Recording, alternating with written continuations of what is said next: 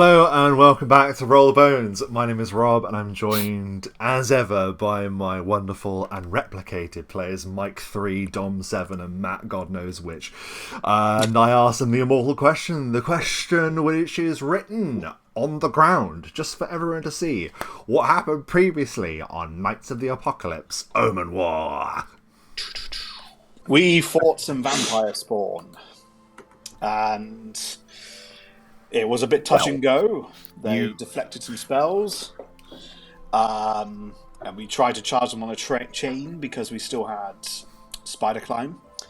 And then Fleece was told to break the chain, so he went to Fleetwood Mac. We got a couple of negative levels. Very I think good. mostly me.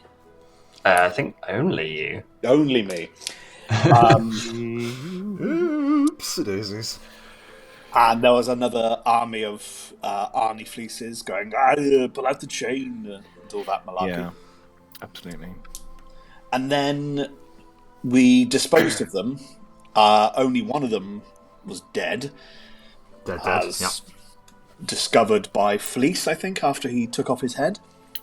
Yeah, Fleece did that. Well, it's kind of a go-to, isn't it? When he loses his rag a bit, he just goes for the neck. So it was a lucky shot, and it happened to be how you take out a vampire. He had no idea. It tends to work with most things, but there we are. Yeah. That's the good thing about That's a good kill thing. vampires. It also kills other things. Tends to work with Dracula everything. in Hotel Transylvania. What about the stake through the heart? Yeah, well, who wouldn't that kill? That's a very fair point. Very fair point.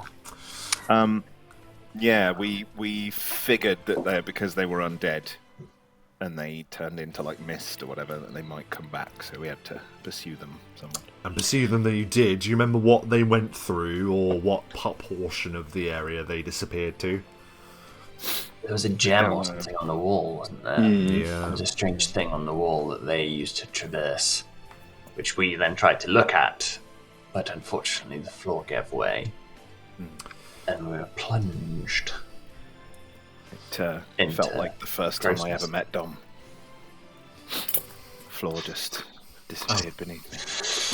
The whole world changed in a moment for you, did it? Sincere and poignant part of the recap. Nice. Very nice. It's too much. That's too much. It's feeling romantic. What? Great. No, nothing. I'm blushing. So if we can continue looking at the recap through these rose-tinted glasses, what happened next? I think, to be honest, it was sort of lucky, because although I think we took a tiny bit of damage falling, Yeah, a little but bit, yeah. nothing major, and it meant that we didn't have to like discover a secret door. It basically just went, here's the secret door. Here it is, yeah. yeah, that's the In the first form one, of yeah. a trap, but please come in. And then, there was the room with the coffins, and we thought, well, we'd probably best destroy the coffins, right? But then we're idiots, because where there's a pool of water in a room, you just don't walk near it. We fall for it almost every time. Well, I fall for it every damn time. And a morgue. A morgue, yes. Horrendous Lovecraftian creature. Animated innards, as it should be known. Yeah, it felt very much like the dead people in the film Reanimator, where like parts of them animate, like tendrils from from their intestines, and it was grim. It was really grim. It was a nasty creature that tried to do horrible things to us, but I think we destroyed it. You all pretty aced quickly. it, yeah. Like it's it's a trap monster, whereas if it gets you, you're all screwed. But if you surpass that, then which you all did, and you battered him, yeah, absolutely. Yep. An undead serial killer. That's what they are effectively. Those in life that cruelly, willingly take life for their own disgusting satisfaction. But yes, you destroyed the Drowner. And what happened then? Well, we very safely and following health and safety guidelines started a big fire inside. Got rid of the coffins. That's right, yes. Yep. and then also in the scary dungeon, following more health and safety guidelines, had a little nap. Yes. Yes, as you do. As you do. We're just we're on it. And then I think we'll leave the next bit to Galaric, because it's kind of your area. Yeah. I suppose. Tell us, Galaric. Tell us. Yes. Out of the blue, or the fire, came Spiter with another offer for Galaric. Seeing Galaric was ill-equipped, decided to make an offer of some lovely armor, adamantine full plate +2, something like that. That's right. Yeah, it was a champion. It would have been effectively made you the champion of the line, almost. So good it was. +2 adamantine plate of calling, and with an utterance of an infernal word, it would be summoned to you as a swift action. That's right. Iron Man Mark IV armor. Pretty much. Yeah. For sure. Nice. To which the long and short of it was no deal from Galaric, as he told Spiter where to shove it. And then they continued on, and you do yourself a disservice actually, because he also slyly offered you, well, if you don't want that, you don't have to accept the deal. You can still have this pauper plate, and he offered you some rusty scale mail, which you also declined. Yes, which I thought was rather. Galaric shrewd. didn't sway for a minute. It was very true to character. Yeah. I very much enjoyed it as an interaction. It was top notch. Very strong-willed. That's really nice. I know, mate. I know, but that's what I liked. That it was strong-willed in character, and it was strong-willed for you to stay in character and not break out of it, because it was very well done. Very much so. But then, after such a struggle, that's right, you continued into the second act of the never-ending story. And we found a fountain. Yes, you solved the riddle easily, not to be blasted with laser eyes, hence never-ending story. Then, yes, you found the fountain, the water of many worlds, which offered you a riddle. Do you remember anything about what it told you? You don't need the words, but what it was proposing. The water will go nice things, healing issues, but don't take from the water. Yeah, basically don't take any of the stuff in it. That's right. Yeah, don't steal my shit. Yep, that's right. And you'll be provided aid should you need it, but don't steal anything. Absolutely. Upon doing that, you investigated some rooms. Do you remember what you found in those various rooms? I believe you found an archive, first of all. We did. And we did some archive investigation. We looked into Fleece's problem first. I'm not sure if we did it first. I think it was just Fleece, as a sort of afterthought, was like, well, might as well while we're in here. And found not a massive amount of information, actually, about Starcrest. But then he sort of figured that, why would he? But there were some mentions of weaponized diseases, plagues, ailments that could essentially be on purpose in order to wipe out a certain people, which seems like it may ring true to his situation, as his people being wiped out also causes quite a few other tribes and villages of varying races nearby to be wiped out as well because of their symbiotic relationship. So some interesting stuff.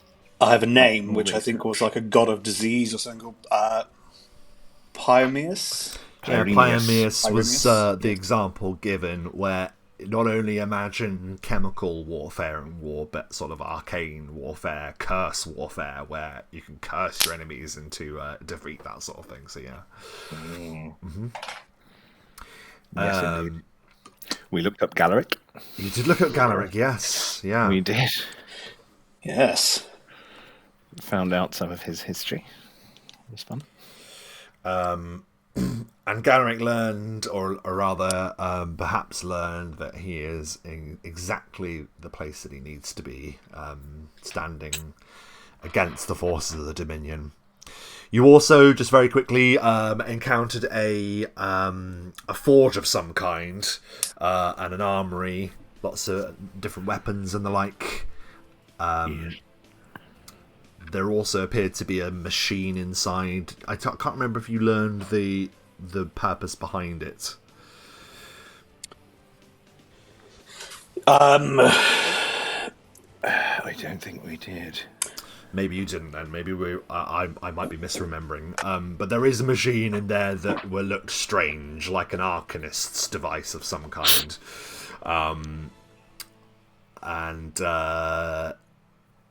You then went into another room, which had a number of trophy cases in. And Galaric went in. Do you remember anything about what you discovered in there right at the end of the session? Oh, yes. It's right here in big black writing. Yeah, all the items seemed to be under a container, and there was a switch at the back that we surmised would release the protection over some of these precious items. But it came with a chilling touch as Galaric's strength was sapped from him from a shadow, a spectre, a shade, some form of shadow just fell through the wall and drained his strength.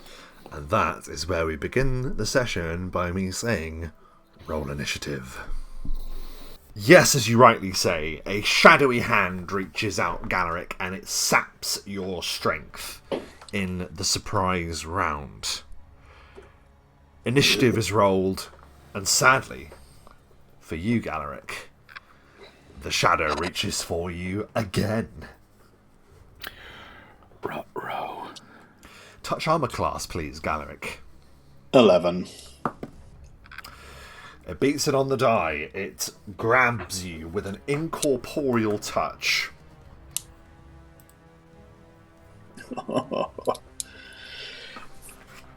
Dealing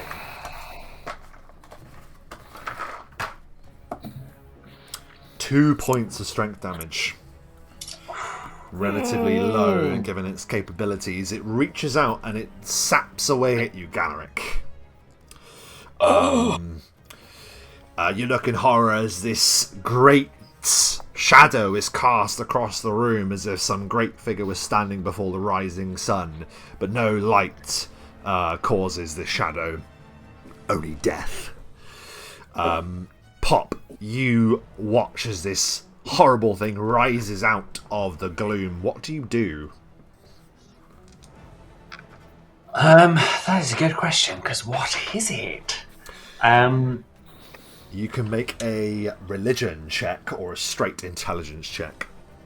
Just a straight intelligence. Fleece just yells, "Ghost! 13. It is a damned spirit!" You know this to be an incorporeal undead. Its exact nature you don't know, but you do know that this thing is incorporeal. As you saw with your waking eyes, this thing reached through the wall. So you know this thing isn't fully in this world, and thus has the incorporeal traits. You know, Pop, this means that magic is essential to hit this thing. Pop will quickly yell out to his friends.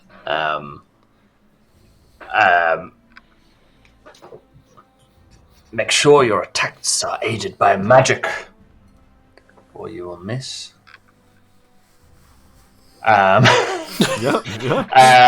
Most concise he's ever been. yeah, it is. Yeah. I mean, he's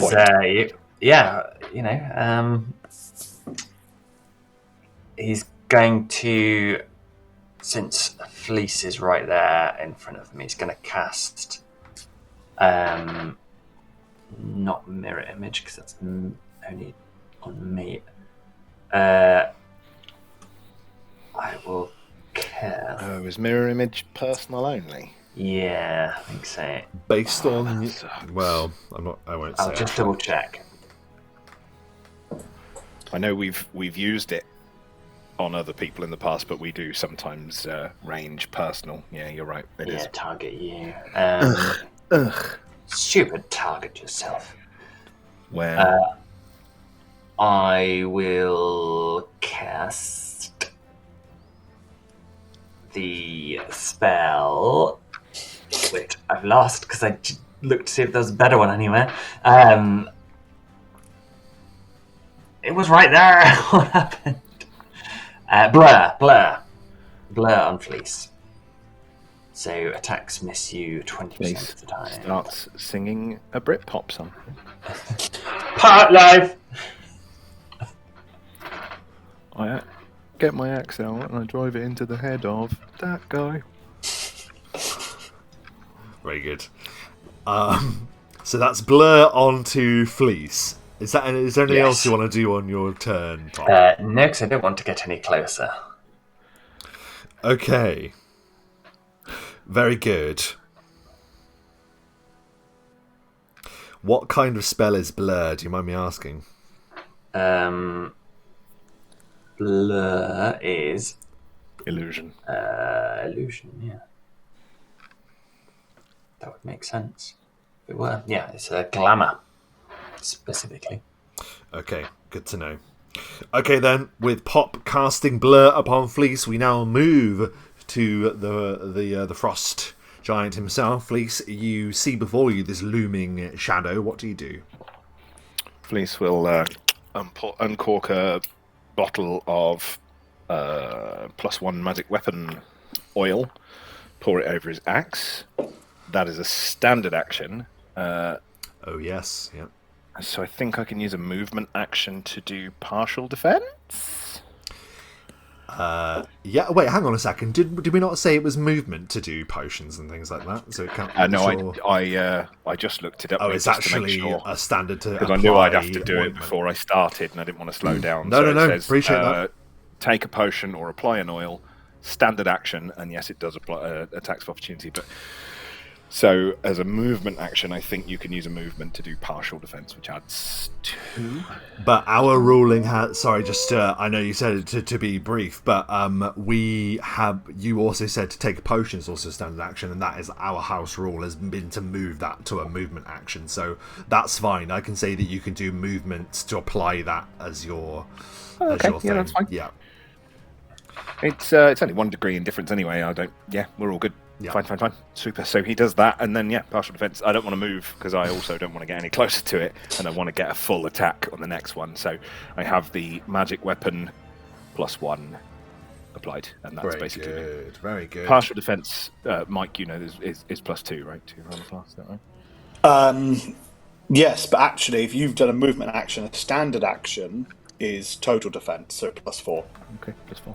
Cool, total defense. And as you brace yourself in a defensive position, Fleece, our vision now moves to Galaric. Withered away by this, the touch of the shadow, what do you do? Oh, yeah, because Galaric's armor feels heavy on him now. He's just like, this breastplate he's wearing is pulling him down somewhat. Oh, no.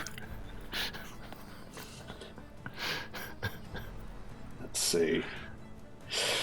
Well, there's no point trying to pass through the thing because I would just aggravate it, but I can hit it on its. It's a huge category, isn't it? It is, yeah. It is a huge shadow, humongous in the room. So, as a swift action, Galaric drops into a holy fury, becoming immune to fear, becoming good aligned, and will attempt a furious strike against the creature. My glaive is a magic weapon, so I'm straight up to 50-50. Great. Low or high to hit? So that's right, yeah, it does have a mischance. So we will say high to hit. I'll make this now. I'm attempting to use Fires of Nessus as well, so I'm throwing everything in this attack. Okay. Definitely not. So I expend the use of that as the attack goes straight through. Unfortunately, so yeah, the power of the Hells itself flickers through the incorporeal shadow. Oh, my follow-up attack with a bit less. 89 potentially. So let's see if my follow-up attack can hit. This wasn't. This was just a normal. 24 Is a hit against the great shadow that arcs over you. Somehow the glaive cutting through worlds to strike at this thing in death. Roll your damage. plus 1d8. Yes, losing track of what I spent immediately in that first attack. 12 points of damage as the first flaming attack misses, but the second, just maybe that hellish and divine energies meets in the middle, and it meets on the incorporeal plane as radiant and hellish powers just combine. That's so epic. Crashing into it. Incredible. And as it's sort of blasted away by the flames, it sort of seems to reconverge. The horrible fires casting further shadows for it to morph into itself, and it plunges back towards you again. I'm sorry, Galeric, you're right there for him, and you haven't moved, so touch again, sorry. Okay, 11. Remarkably, that is a miss. Galeric, how do you defend yourself as this thing comes back through the fire to try and grab you once more? As part of this holy fury, when the shadow goes to attack him, this righteous energy, this heavenly light, just gleams and glamours in front of Galeric, providing a divine armor just for that brief moment. Incredible, and it rebuts it, and it there you can almost swear you hear some kind of dead hiss from this thing as it expends its turn doing so. Okay, Pop, your turn. This may not work, so don't feel bad if you need to say no. I understand. But Pop will reach into his bag and pull out a little bit of sparkly dust and throws a cascade of glitter dust at the creature. Yes, casting this spell, glitter dust, which will blind him if he's blindable. He isn't blindable. Does glitter dust prevent there from being a percentage to hit things? Does it make it easier in that respect? I don't know. Not for incorporeal, no. It visibly outlines invisible things, but that's all. Okay. Yeah, invisibility it works for, but incorporeal, it's not about being able to see them, it's about your weapon going through them, so it doesn't change that. Well, it is now brightly illuminated, however, and it now takes a -4 to its hide checks. So you see that this shadow is starkly outlined, at least now, Pop, as glitter dust sadly doesn't affect him. I would maybe we'll have a discussion another time about how that could actually be applied to a shadow, because it's kind of counter to it in a lot of ways. But sadly, for the time being, no, that doesn't seem to work, unfortunately, against the shadow. Is there anything else, Pop? No worries. No, that's it for now. Fleece, it is your turn, and your axe gleams with magical power. I'm not making this as a final move. I'm trying to figure out the spacing. The squares are a bit weird, aren't they? Yeah. So I think it's a 5-foot step and I can reach him. We have, however, determined that you are 10 feet away. I know it's difficult to see with the squares. Entirely sure. That's fine. So that means then it can't be because I was here, wasn't I? So yes, that is it. So I'll do 10 feet. I will drop into a rage. We rested, didn't we? So this is my first rage. Then that's right. This day. Yep. And I will go for one almighty attack. I may as well go for a power attack of 5, because why on earth not? Let me, before you roll anything though, Matt, this creature, because it's incorporeal, has a 50% mischance, so it does. Let's see if you actually have a chance of hitting him first. Low is a miss, high is a hit. It is in 66, it is high. That is high, so... Which means the 5 points are off because of the +1 from the potion. Yes. I'm still on 14. 21. An easy strike. 22, 23, actually, because I am flanking him. Even easier. Yeah, I suppose you are. I hadn't realised before. So, yeah, you are able to strike the shadow. A mysterious feeling as your weapon carves through pure malice. Roll your damage.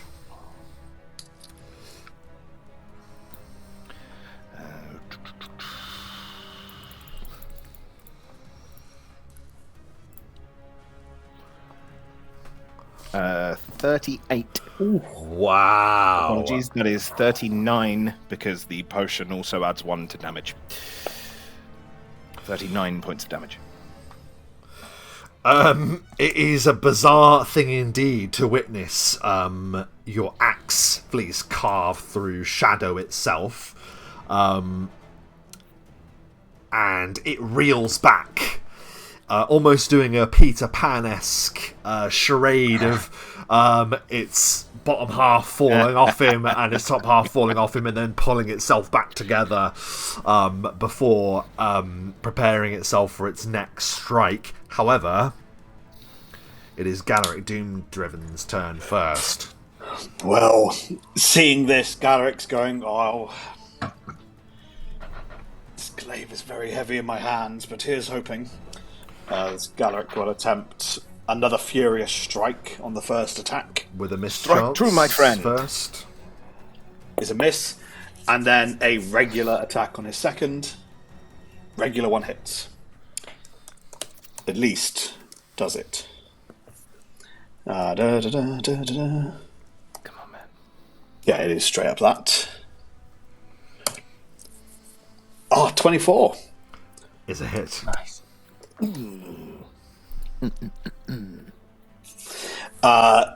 Again, as a small amount of hellfire sweeps in from underneath it for 22 points of... No, I will re-roll the D18. The D18, the common in every dice tray. Yeah, you've got to have it, otherwise you get caught short, don't you? Yeah. 7 points of damage in total. 7 points of damage. From a D18. That would be nice. 7 points of damage, you said? In total, yes. This thing reels back after Fleece has cut it in half. It pulls itself together and lunges towards you, its shadow large, filling the room. But Galaric Doomdriven, how do you slay the dead creature? Ooh. The shadow is unmade. How does it happen? He cuts through the first time with that righteous ferocity. It does nothing, but as he cuts through the second, hellfire is just being forming underneath the shadow, and as he raises his glaive upwards, the hellfire shoots out, consuming it, as it almost disintegrates the shadow, sucking it into the nines. Like fire, hellfire. And dispelled with an echoing scream, it is gone. Congratulations, you have defeated the Greater Shadow. It's probably then, Galaric, that the full weight of the armour weighs on you. The dust from the battle settles. It is done. I am in not a lot of pain, but a lot of discomfort right now. Once again, my friend, you don't look well. You seem to be ending every fight. Sort of sick. Weaker than you started. I think I you may have a cold. Do you have low blood sugar? Do you need a snack? I think I'll try out that fountain again in a bit. Let us deal with this. In reality, room. I do have a lesser restoration potion, which I believe will restore ability Might as well use the points. fountain, though, right? I've got 2, but yeah, if the fountain, see if the fountain does anything. We'll see if the fountain does it. Yeah, good shout. Do that first. Galaric will. Yeah, you can go back to the fountain, of course. These trinkets in this room mean nothing if you are not at full strength, my friend. Take care of yourself, and then we will take care of our pockets.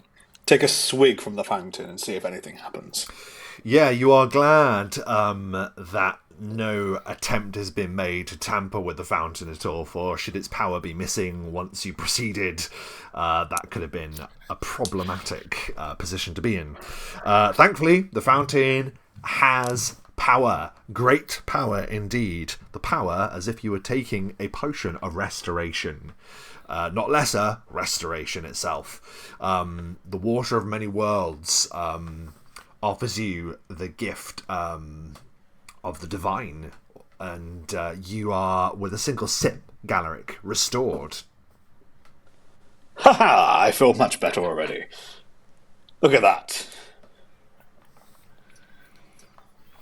Yes, again, I think it is. You need hydration. You're not drinking enough, my friend. Water is a scarce thing in hell. But my skin is so cracked. Indeed. Now the trial of this room is done, its rewards are laid out in front of you. Firstly, just to cover something that we neglected in the recap, there was a message on the door that you read that you will need to go through to proceed. And it gave mention to requiring the power to walk through the stars to proceed. And it is something of a star map that you'd seen upon the wall, Galaric, that drove you to that corner of the room in the first place. That catches your eye. But there are, as you also see, 8 rather lofty and shiny display cabinets here, each showing a particularly interesting looking item. So we will just go through them, I think. That would be lovely. So the first thing that you see is an amulet. Just for the record, do any of you have a praise or anything like that? I have the skill, but I don't have any ranks in it. Give me a roll just in case. Can be done untrained. It can, yeah. Go on then, or give me one just in case. You will learn what these do, but it's just in case of something else. 18. That's fine. 10. 13. Perfect. Pop. No problem whatsoever. You'll be able to identify all of the effects of these items. So the first thing that you see, as I say, is an amulet. You are astonished looking upon this amulet. It appears to be shaped in the likeness of a great tree, one of the Einalar trees that grow in forests far to the east. In the land of Vayrilion. This is an amulet of natural armor +2. So it gives you natural armor, which of course can be combined with other armor bonuses and the like. So an amulet of natural armor +2. Do you want me to be posting these, by the way, or are you happy to write them down as I say them? No, we can write them down. Okay, cool. Yeah, we're jogging. Unless it's an item with like a really weird description or anything, then I think we. Of course, okay. The second is a crystal that gleams with a faint but persistent light. The light as if sunlight is coming through the dappling of trees. This is a crystal of life-keeping, and Pop, you understand this to be a defense against the very thing that you will just face. This is a +3 competence bonus on saving throws against energy drain attacks, inflict spells, death spells, and death effects. You would attach this crystal to your armor or shield, and it would give you a save bonus against those sorts of attacks. That's very cool. So Crystal of Life Keeping +3. Very nice. You almost think it has like the anti-quality of the crystal that you saw that the vampire spawn used to retreat earlier. The next is what we would probably call a staple of an adventurer's kit. You see a Vest of Resistance. It is a beautifully inlaid vest that will shape to any wearer. Obviously +2 to all saves.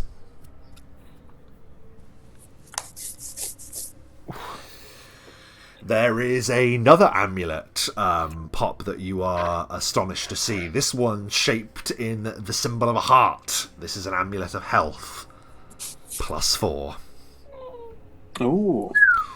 So that, if you don't know, will give you a +4 to Constitution.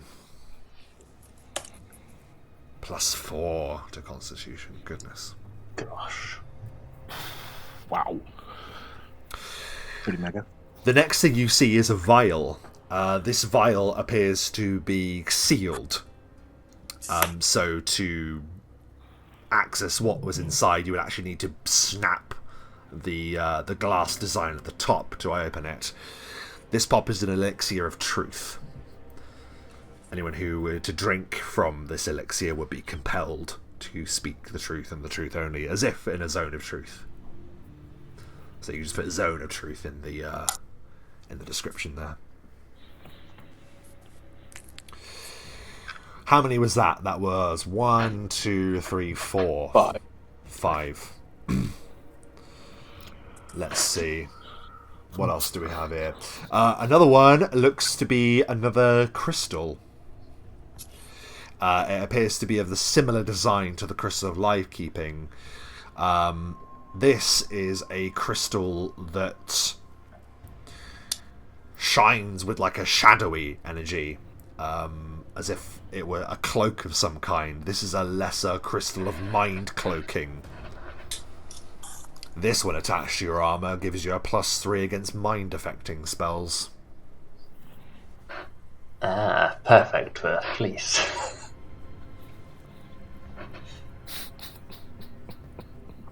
I don't know what you mean. So that gleams rather temptingly on its own plinth. And then we have 2 remaining, I believe. Yes. One is a wand. And Pop, you are delighted to see that this is a wand of lightning bolt. Oh, lightning bolt. Lightning bolt. Now, the interesting thing is that, of course, whoever creates the wand channels their own power inside it. Whoever created this wand was able to cast lightning bolt to the maximum of its efficiency. It's effectively a 10d6 lightning bolt, which has 15 charges inside. 15, fantastic. Yeah, so 15 charges of a 10d6 lightning bolt. Jesus. Epic, dude. It's a very powerful wand. Yeah. One last item, and perhaps the most spectacular, rests upon a plinth of its own, but it falls to the side of it, wafting in the breeze left by the banished shadow. This is a rather ornate cape. It is known as the Cape of the Mountebank. And on command, this brilliant cape allows the wearer to use the magic of the Dimension Door once per day. So it can vanish from one place and appear the next as the spell. And I think Dimension Door, you don't even need to be able to see where you're going. I think you can just imagine it, can't you, with Dimension Door? I could be wrong. We'll have to look that up. But yeah, as the spell Dimension Door. Thus is the collection of the Observatory. These are very powerful items, or at least relatively powerful in terms of the the surrounding area that we're in right now. And just checking that map, was it on the wall or was it a separate thing? Yeah, so the map is on the wall. It does not count as one of the 8 items. This map on the wall, it shows what a... well, it just looks like a number of stars, as if someone had detailed like the constellations above. Let's see.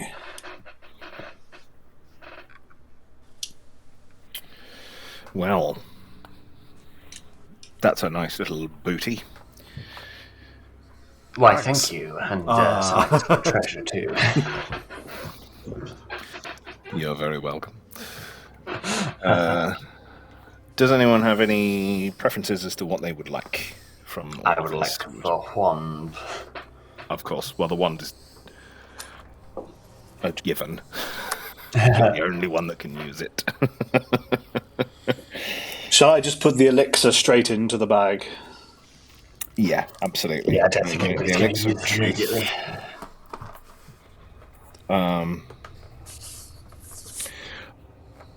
Cape of the Mountebank pop? Potentially, although it could be used more tactically by one of you two too. It's not necessarily a... Yeah, that's a tough one, isn't it? The thing is, Fleece can move generally pretty quickly anyway, and it's advantageous for him to be able to charge on things most of the time. So I don't know that it's going to be best for him. I think either of you two might get more out of it. Galaric, it might be a situation where if you do your thing, so an example, everyone wants to attack you, like you do, and then suddenly you're all the way over there.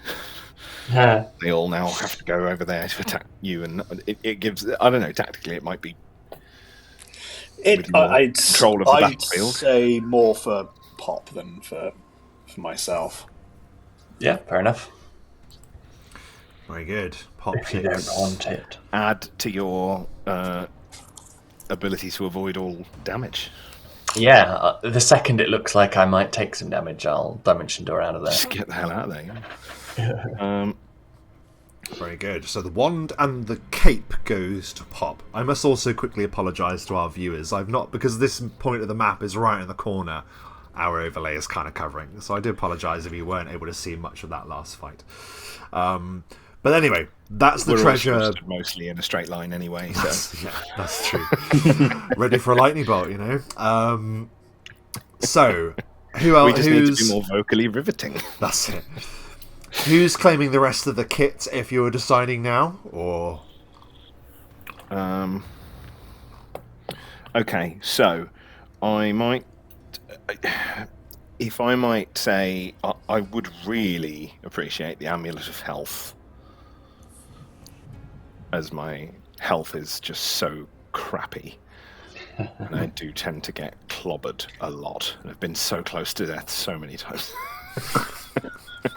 Yeah, I mean, it's you guys get hit more than I do, so there's no real point in me having it. That is all fine with me. Although I'm sure Pop will be looking at it lustily, nevertheless. Okay, so I'm at health to Fleece. Lovely.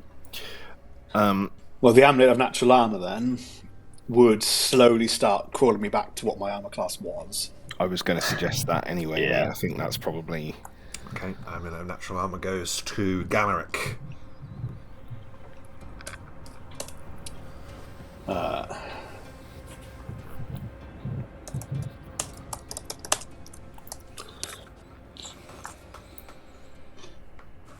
Who takes the Vest of Resistance +2? I don't think any of you have a resistance item yet, do you? I think I've got a Cloak of Resistance already. I have nothing there. Okay.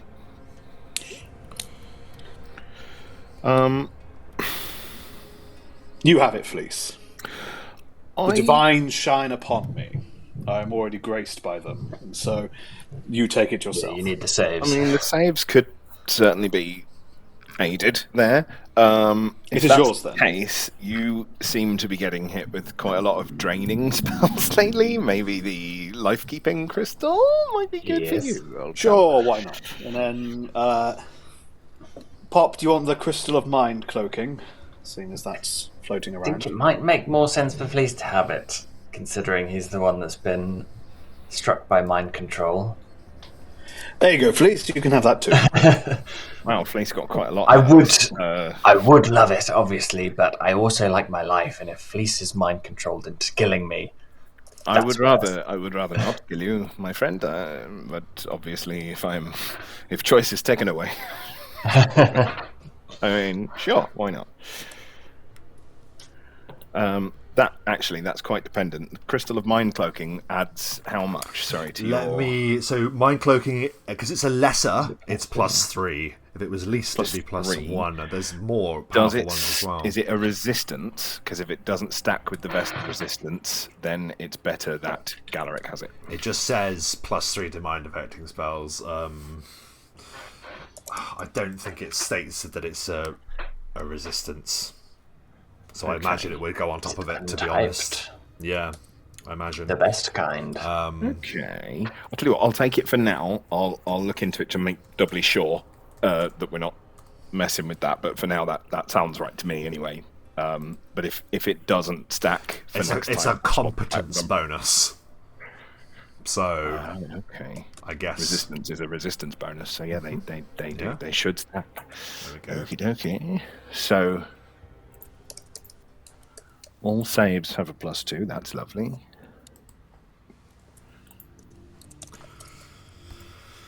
And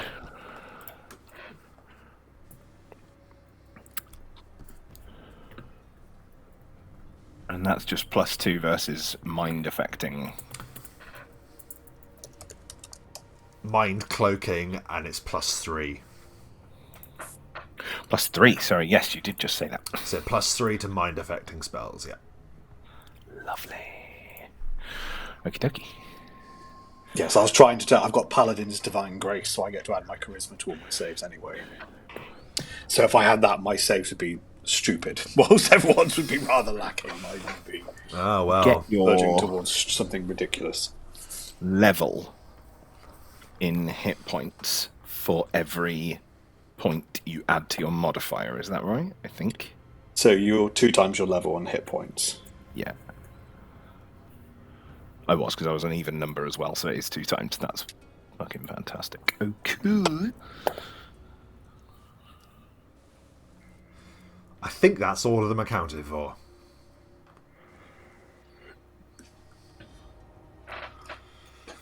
So, you stand bolstered with your new findings. Yes. What do you do now? Let's have a look at this map. Yes, we need to get through the door that says about walking among the stars or something. I can't quite remember the exact wording, I'm afraid.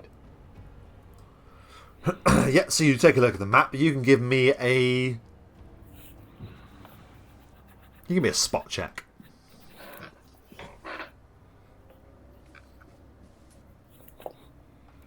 Spot it is. 24. 12. It's a wall. It's a map, Galaric. 21. Oh, yes, sorry, I was looking at the wrong wall. Yes, it's a map. Look at that. You get the highest, so you spot this first. And as an educated gnome, you know to look beyond the evidence and see that the map is actually concealing something behind it. It is, of course, a map not of the stars, but it is a map of different points between different worlds, where one world meets another, and so on. Intricate pathways leading from one dimension to the next, if you were to believe in such a theory.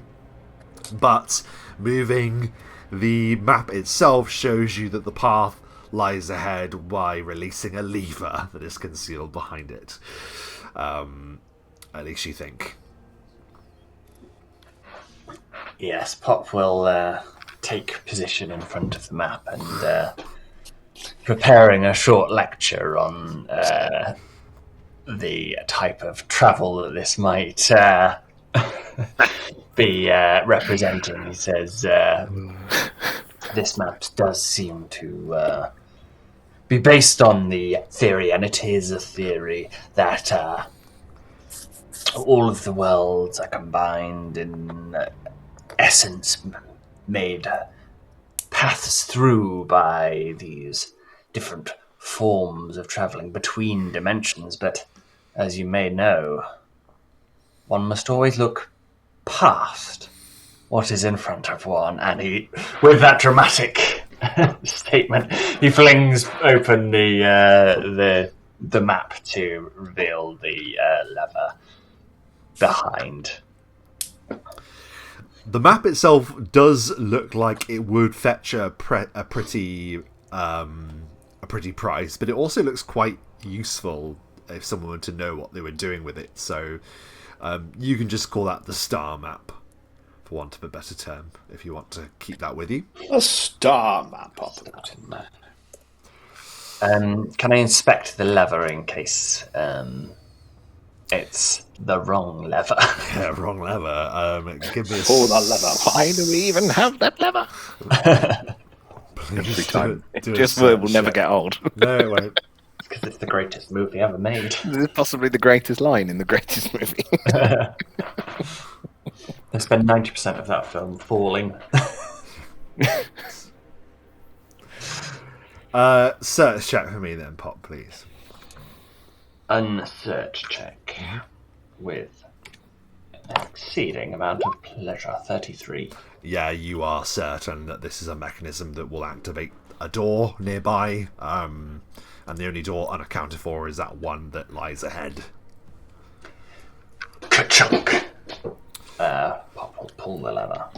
You hear sort of like a rumbling, some mechanism slides metallic free, opening the door ahead. Now, if I'm not mistaken,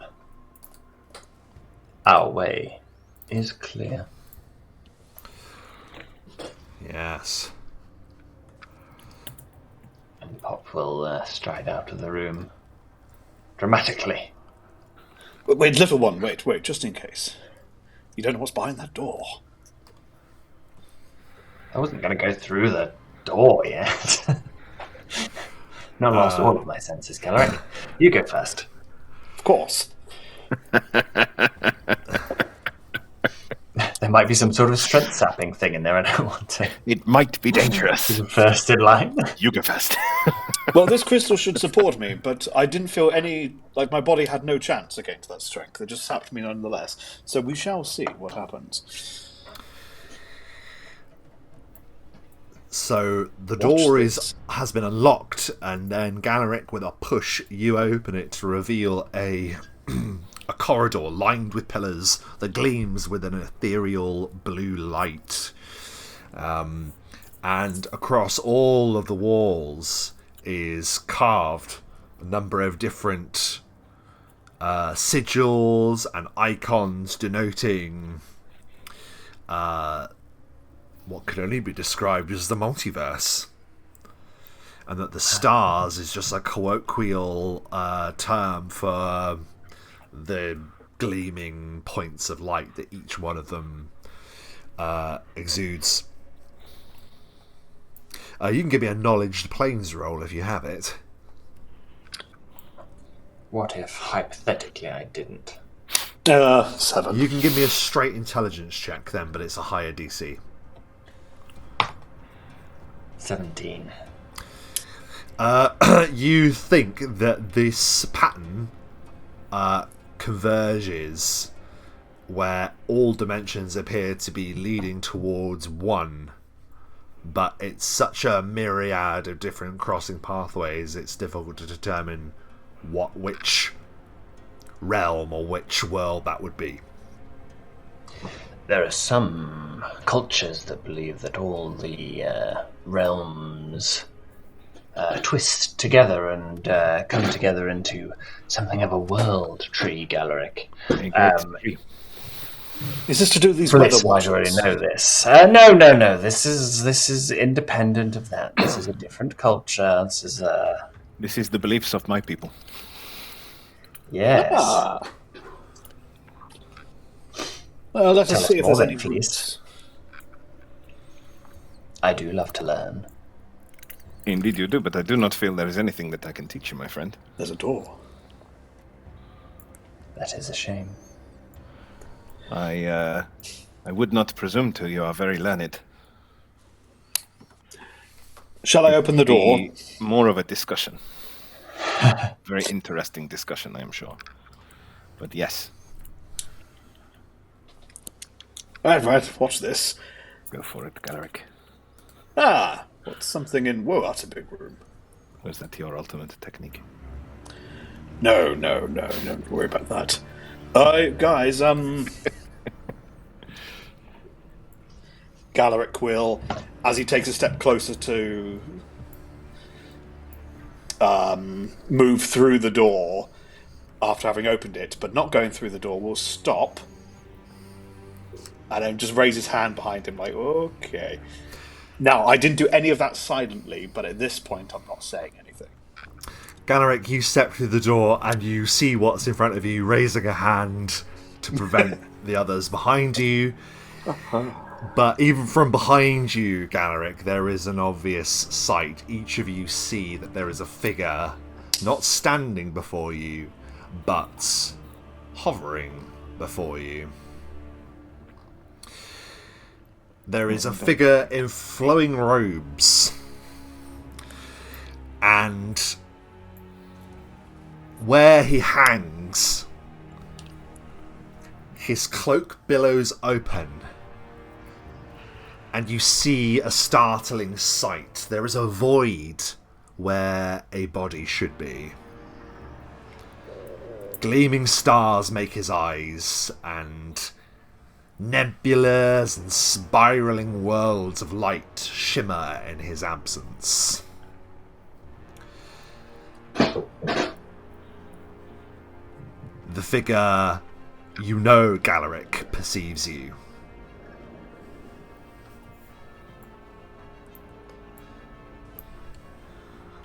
Hop, can you see this?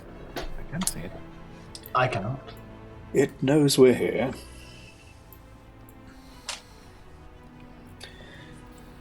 Galeric will just take a step into the room then, so the others can see, knowing that it's already acknowledged our presence. Ah, yes, now I see. Shit. I will step to the side of you, my friend. I'll just stay in the doorway. Probably very wise. The figure that floats there, I'm going to zoom in a bit there, is floating sort of half above a set of stairs that leads up to a great glass chamber. It's almost like an enlarged version of the display cabinets that you just extracted that treasure from.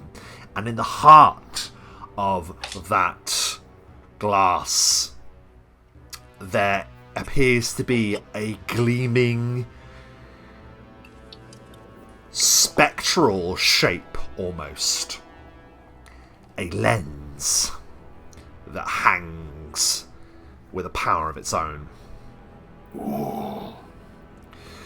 It doesn't take a check for you to learn that the thing that you've sought all this time now is in front of you. The horizon lens. And only one thing stands in your way. The figure says, "Yes, you should enter, for I'm sure you have journeyed far to get here. Come, behold your prize." And he gestures at the horizon lens.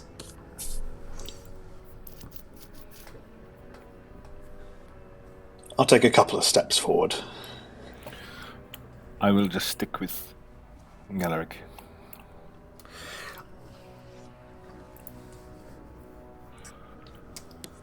Who are you, figure?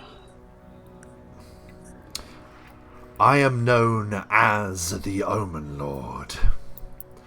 I walk before the storm. I herald the times of change. I am an ambassador of the most terrible power. A power that approaches here, and I am its voice.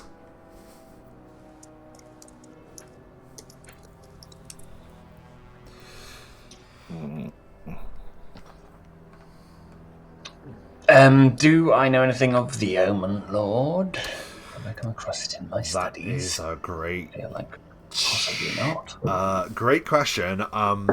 It will be a knowledge the planes roll, I'm afraid, which means that if you don't have that, it's going to be an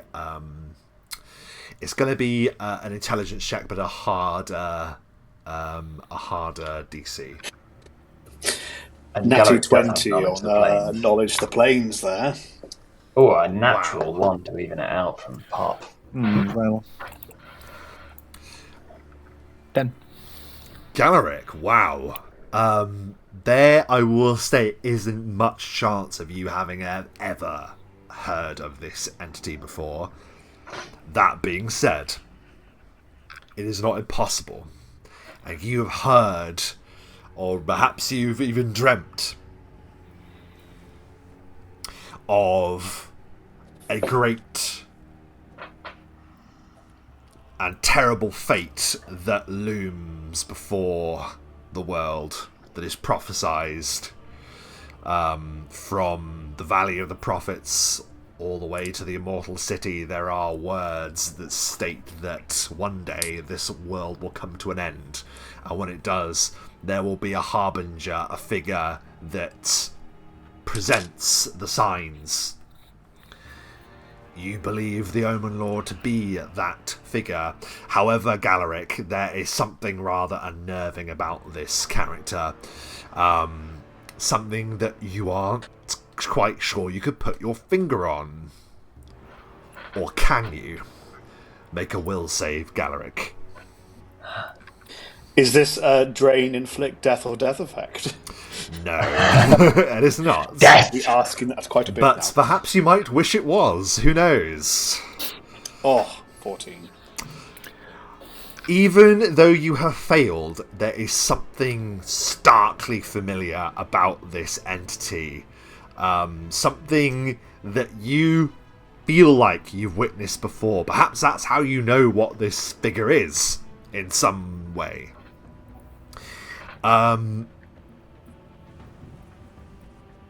You can all give me a spot check as well.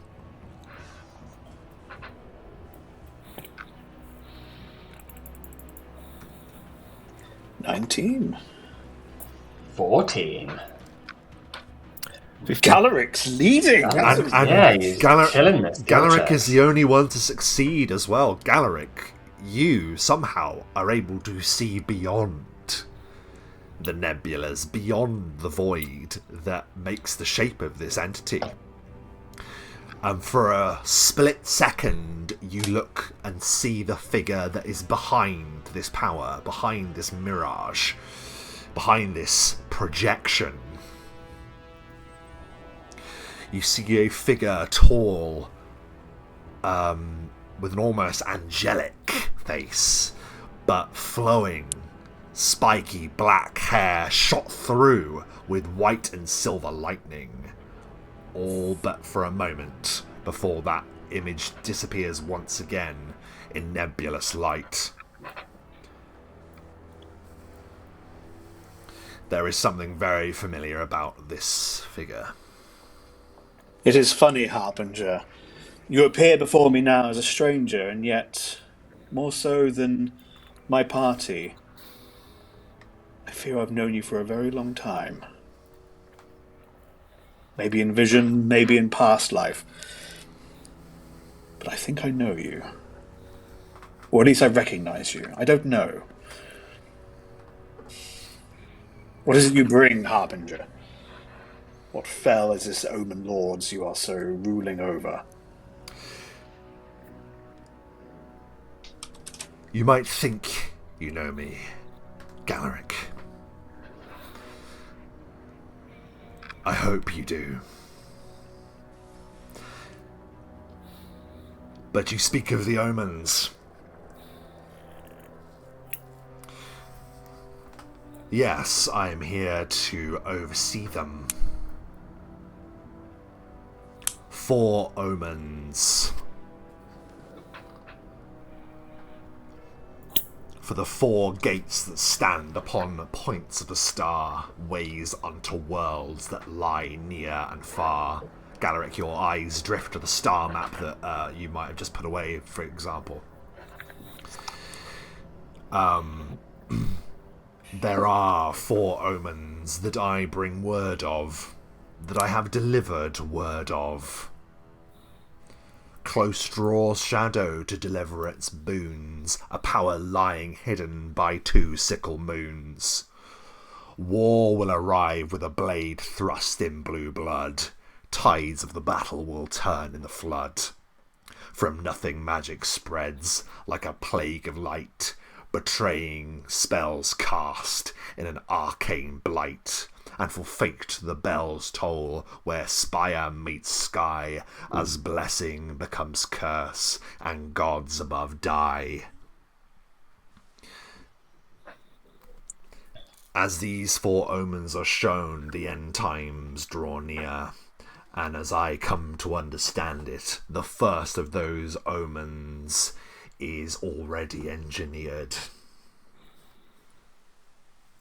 This is not a matter for you to concern yourselves with, however. I'm merely here to see who will claim the Horizon Lens first, and to ensure that the second omen is overseen, the omen of war, the blade thrust in blue blood.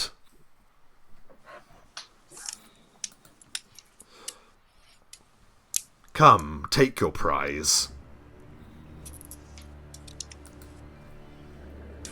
And he gestures once again to the lens.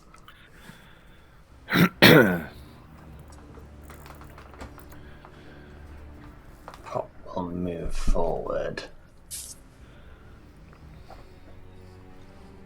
Why do you wish to see who takes the lens, Omen Lord? What relevance does it have to your omens? An omen is a warning, is it not? And I'm curious to see which power in this world is able to witness this warning. To learn the secrets that the future will bring.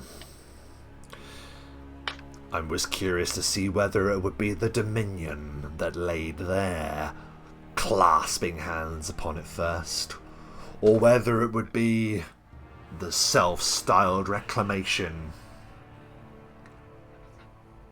I did not quite foresee it being you, and despite the mirage, despite his face being hidden, you can't help but get a slight air of disdain or mockery from that point, that he didn't expect these 3 strange adventurers to be the first here. Galaric, I think if you do know this person, or you knew this person, I do not think they were your friend. I'm certainly not getting a feeling of camaraderie. No. Behold. Yet. Oh, sorry, go ahead.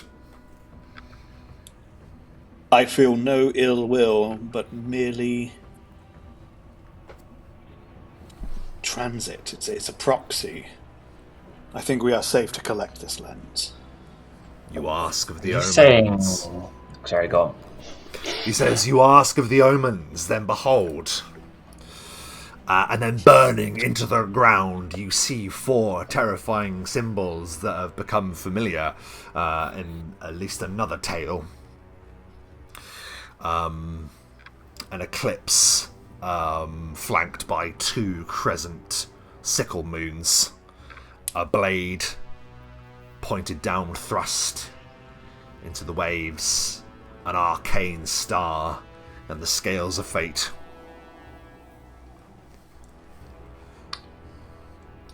Pop will say, did you suggest what stands before us is merely an illusion, Galaric? Illusions are my speciality. Maybe, but I fear what stands in front of us would not see us directly to harm. Pop will cast Arcane Sight, and his eyes will glow blue as he is able to see magical auras as detect magic, but doesn't require concentration and discerns aura, location, and power more quickly. So you just determine whether there's some magical aura coming from it then, is that right? Yes, and I can do a spellcraft check to see what school of magic and... Yeah, please give me a spellcraft check. I would like that, actually. I would like that. As you're doing that, I'd just like to point out, just because I never get to use this ability, Galaric has such a strong aura of good. Like, he is radiating good right now. I just wanted to put that out there, because I never get a chance to say that. I love that. That's so cool. Yeah, Pop, you do reach out, and it is very strange. I almost can't believe reading it myself. But you do detect a particular school of magic. And it is the darkest. Necromancy. You are beholding a level 9 spell, Pop. You behold... Your eyes burn from your skull. An astral projection. I'm not quite sure why it is necromancy, but there we are. You are effectively witnessing an entity so powerful that they are able to project themselves, their word, their will, into another world entirely. Gosh. And more importantly, does the lens behind him also have a magical aura? It does, but this is what gets really strange, Pop. It's giving off a magical aura, but a magical aura that is unfamiliar to you in all ways, as if it itself is alien to your knowledge. Something from beyond. That's weird. It would be divination, wouldn't it, if it was just exactly as we expected it to be? You'd have thought. That's right, it was described as a powerful object of divination, correct. Yeah, that is strange. Galaric, how are you acquainted with people of such power? I don't know. Full power. I don't know. Perhaps I was that strong once myself. I don't remember. If the stories are anything to go by, then I've obviously been around a while. Or at least I've popped back a couple of times.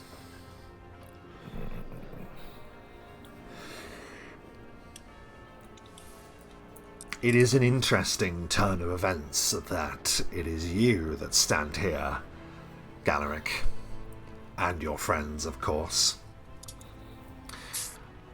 I will indulge this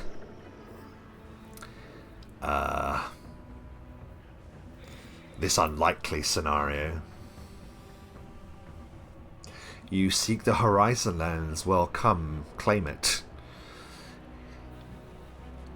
It is the very thing that your enemy seeks, to arm themselves. They already own and wield the Omen of War. Yet if you were to take this, you would command that Omen's gaze. And despite the fact that this is an artifact of great power and great renown, you are going to let us take it freely. I am the Omen Lord. I want you to see what's coming for you. Galaric will walk up next to the Omen Lord. He's not going to try and go around. He's going to go kind of next to the Omen Lord, but using it to attempt to do more sizing up. Just any other clues as he's walking past to try and trigger a memory or just something. Why does this man or this being or this thing feel familiar? You can give me another will save if you like. Yeah, one last one as he walks past. 19. Nothing further, only that you just catch the image of this figure, but you see them in another light. You see them with like a flowing cloak and coat rather, and a staff in one hand. Magical power pouring from his very being, dividing his own presence in one point to defend existence at one point. You just see this fabled figure that echoes in each corner of the lore of this world, and know him.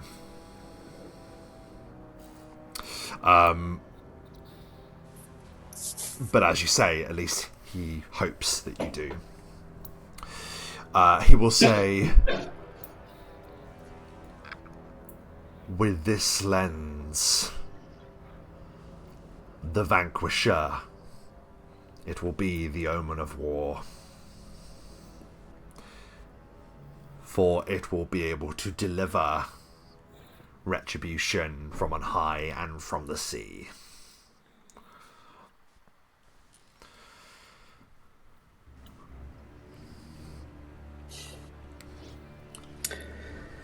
Well then, best we don't let it get hold of it, don't we? You could, of course, use it yourself. We could. Are you smiling, Pop? You could see anywhere with this, Galaric. Do you know what you could do with this? Do you know what this power is? Sounds a little questionable, I must admit, but I can understand and appreciate the power. Fleece, are you hiding back there? Fleece is just keeping at a distance, looking, not breaking eye contact, well, not eye contact as such, but not breaking his gaze on the spirit in the center. I have heard stories of people that seek great power, and I do not believe any of them have ended well. But this isn't just great power, Fleece. This is great knowledge. More than power. Knowledge. I do believe that there are some things that people were not supposed to know. I also think that being able to deliver war and destruction on anything in the land is dangerous. Not even to use it against those that would wield its power against you without hesitation, Frost Giant, the Omen Lord says. Not only to destroy the Vanquisher itself.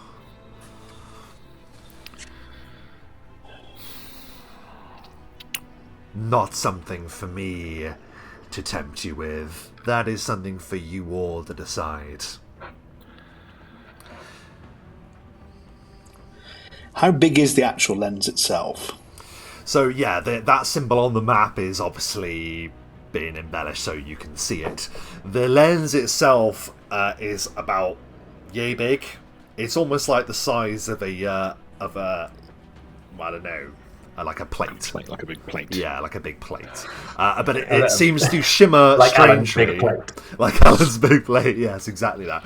But looking into it, even from this instance, and I think I tried my best to find the best representation, you can see like each facet. It's like looking into like into a diamond where with different sort of like reflections and refractions occur within it.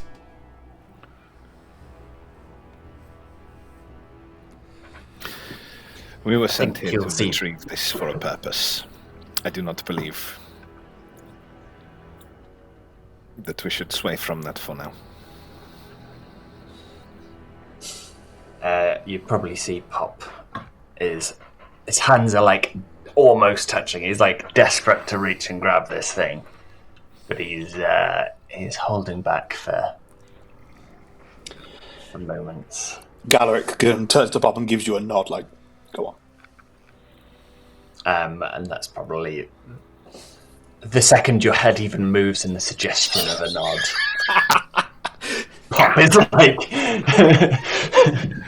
grabbing the lens greedily. Pop, you grab it, and there's nothing that prevents you, nothing that stops you, and as you do so, the Omen Lord sort of perceives you and says, "Good. Do ensure you think carefully about how you use such a device. Perhaps providing it to the Reclamation is as bad as giving it to the Dominion. You will be able to see anything with that. Why not look promise to look at one thing in particular? Did we not? We did. Would you do me a kindness? I would ask you to look at something for me." You're the second to ask such a thing. What would you have us seek out? I already know what I will see, but I would have you look upon the throne of Erythnol.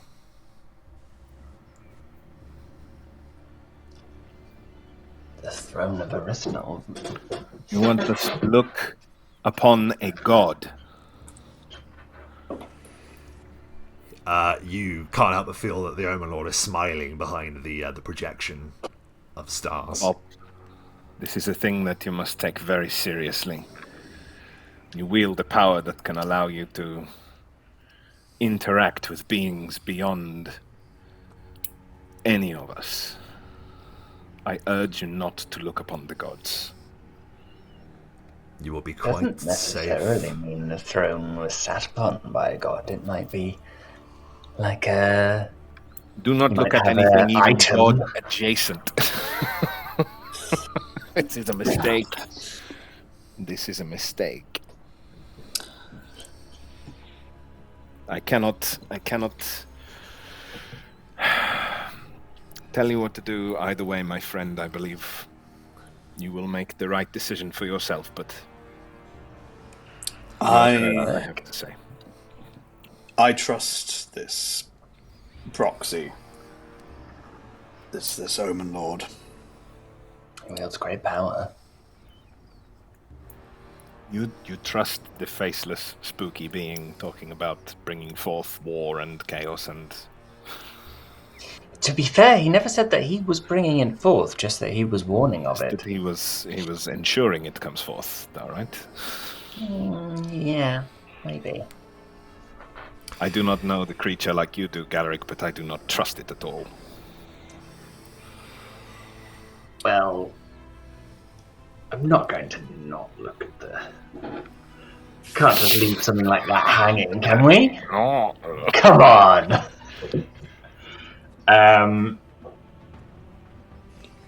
Do you assure me that I would be safe were I to look upon the throne, Omen Lord? You have my word. And what more could one want? Can I sense motive? Yeah? What more could one hope for than the word of an unknown, powerful spellcaster Dark sinister man.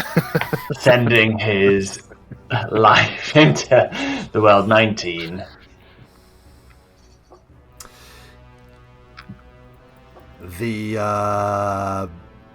You don't sense any lie. Thing. Yeah. You don't sense any lie. You don't sense anything from him. Completely, like trying to tell if a mountain is lying to you at this point in time. Yeah.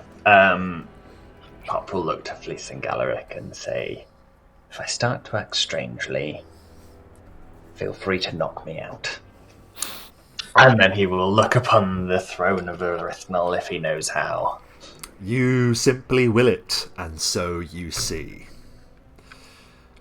And as you see, the voice of the Omen Lord is speaking all the while. Your vision moves Pop to a space that it is dark and terrifying. You can hear the endless screaming of supernatural winds. And there you see a great stone throne. But from it is cascading what looks like a waterfall at first. It's almost like you can hear the thunder of the falls that you pass and climb around in this place. But you see that it is not water that falls, but blood. The blood of Erythnol himself. You see a colossal figure, half dreamlike, half a statue, an idea, something you can't even fully perceive in your mortal mind as what a god is, but what you do know is that this figure is dead. The god of slaughter slaughtered. The sly voice of the Omen Lord mutters as you look upon this insane image, Pop. You made one mistake, Galaric. And that is to say that I would not harm you, for I would harm anyone that would stand in my way. A message, perhaps, for the Chapter General, to let them know why their god of slaughter fails to answer their prayers.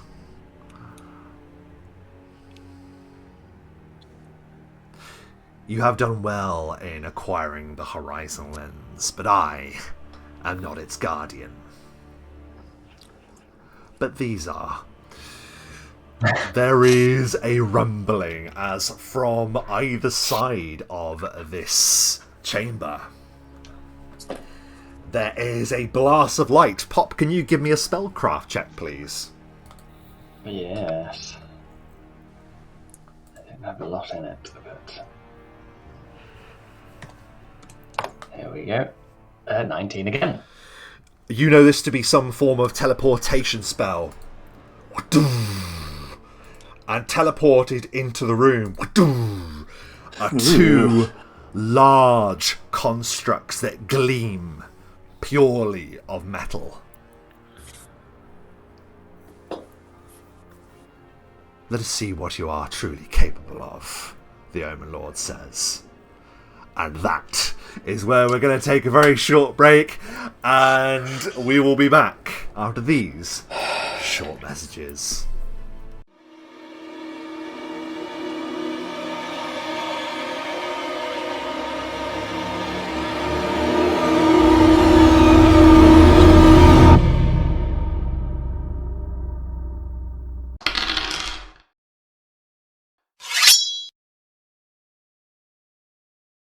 As the Omen Lord finishes his sentence, that he is not the guardian of the lens, but these are two terrifying large constructs are magically spirited into the chamber.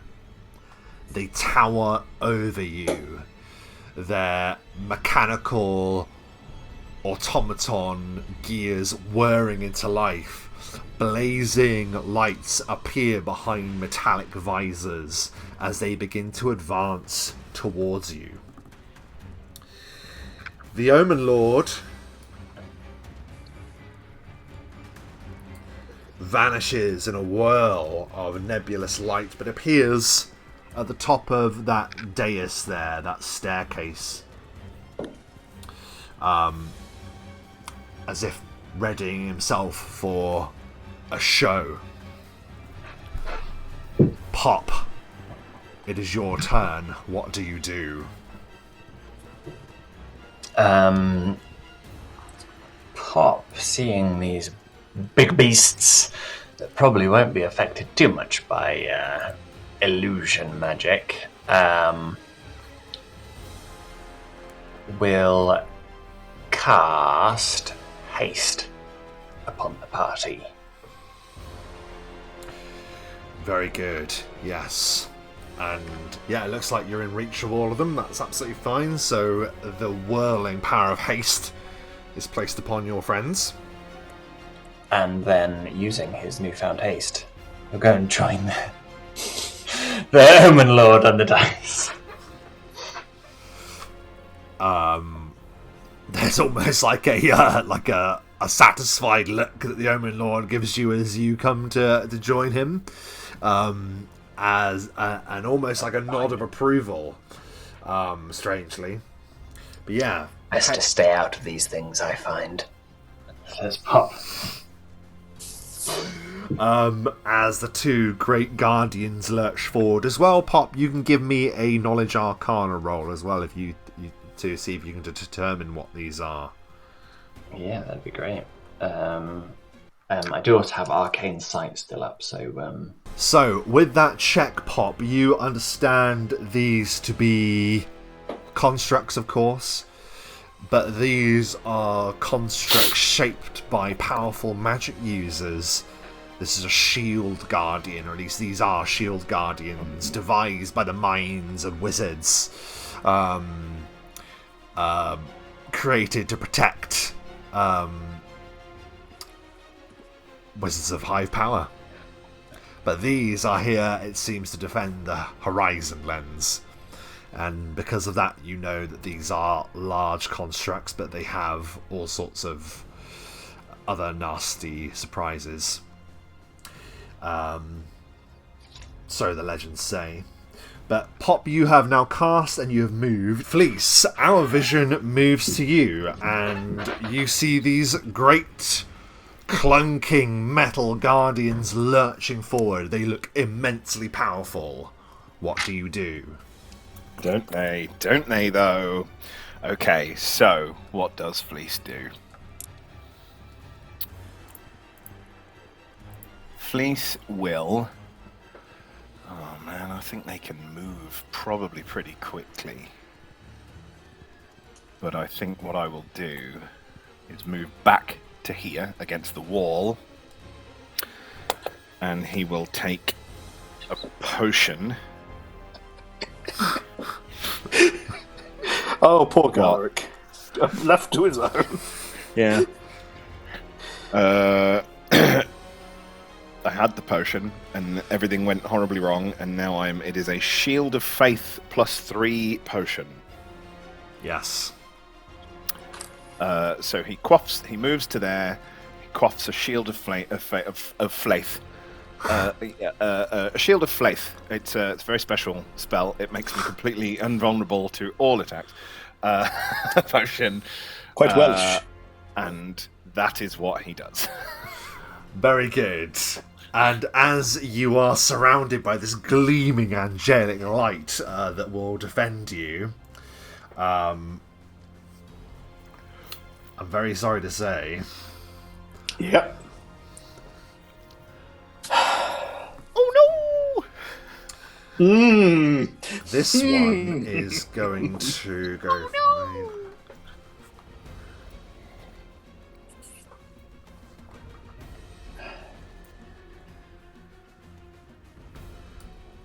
5, 10, 15, 20. It will use double movement as it seemingly pursues Pop.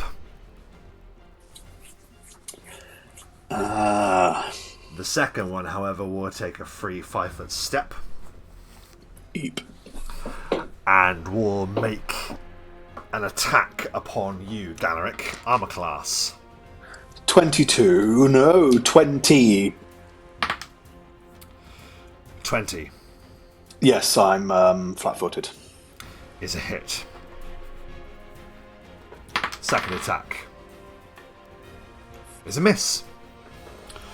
So 2 great metal arms come pummeling downwards. One of them breaks your defenses, dealing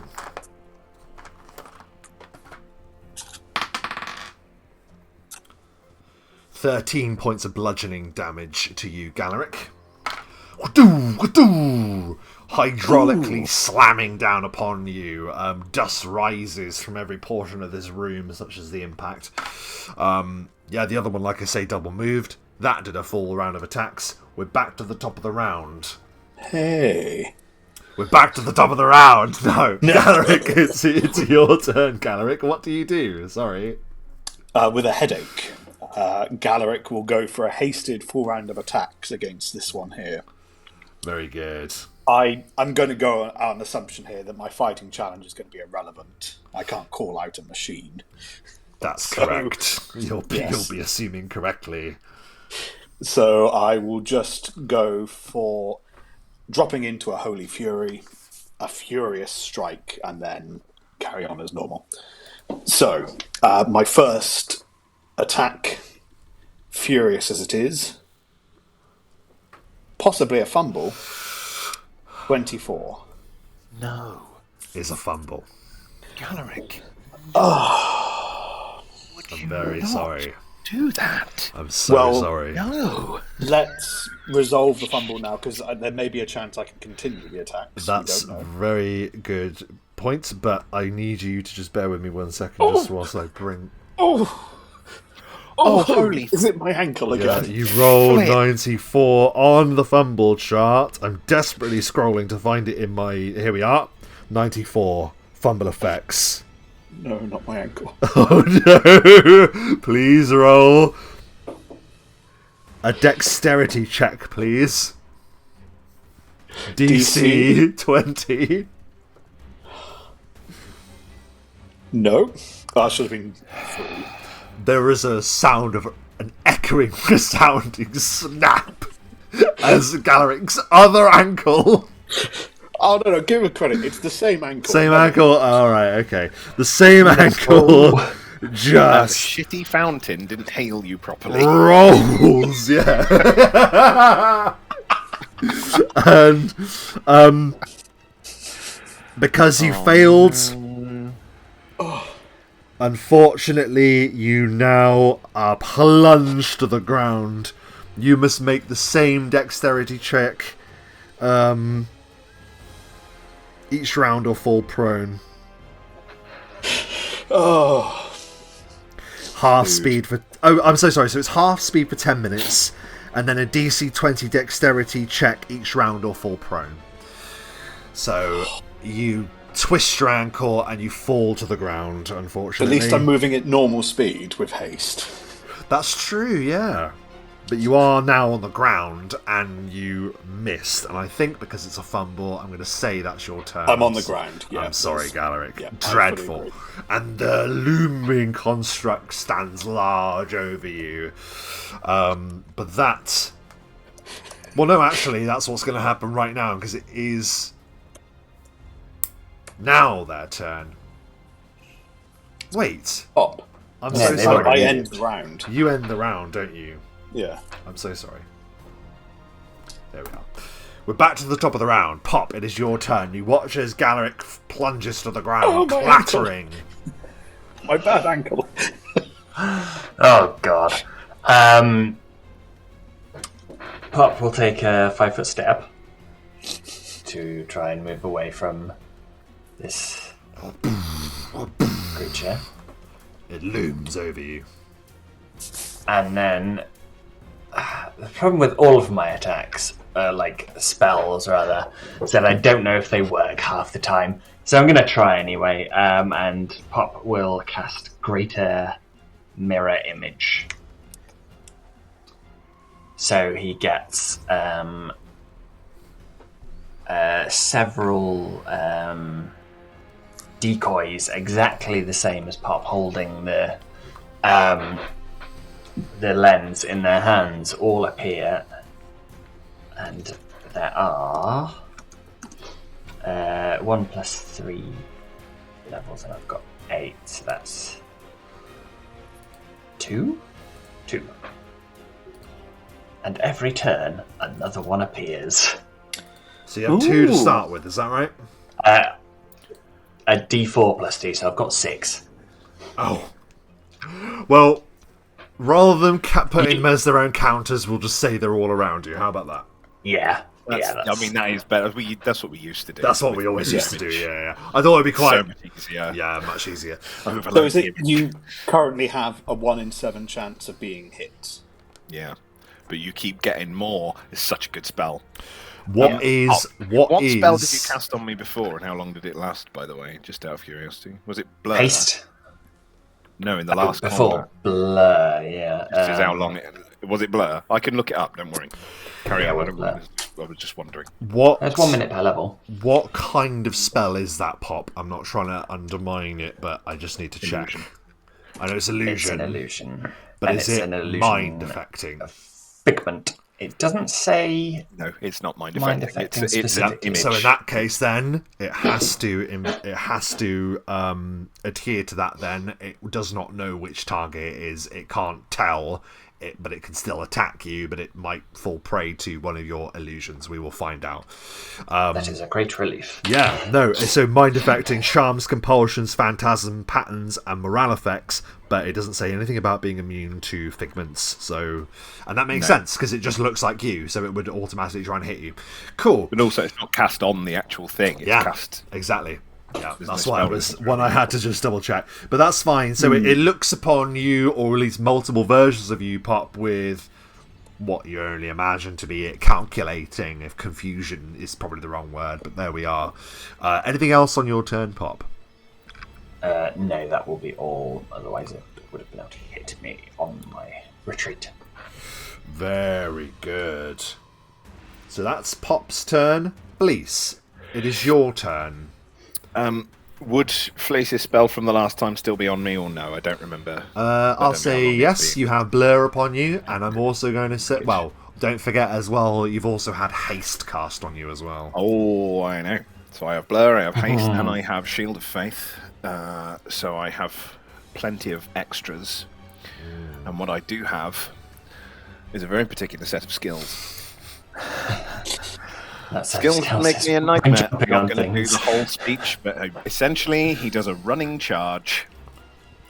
Not to there. That would be silly. He does a running charge. We'll go to...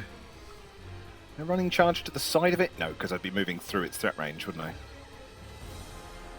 You have to go to the nearest point of threat. Yeah, so I'll have to go to there, but then I can do a 5-foot step on the next turn if I want to get flanking. So for now, I do a running charge to there, I leap at the end of it, I do a big old jump in the air. I will take off. I will drop into a rage as I'm running, because why not? I've got 2 more of them for the day. I'll take off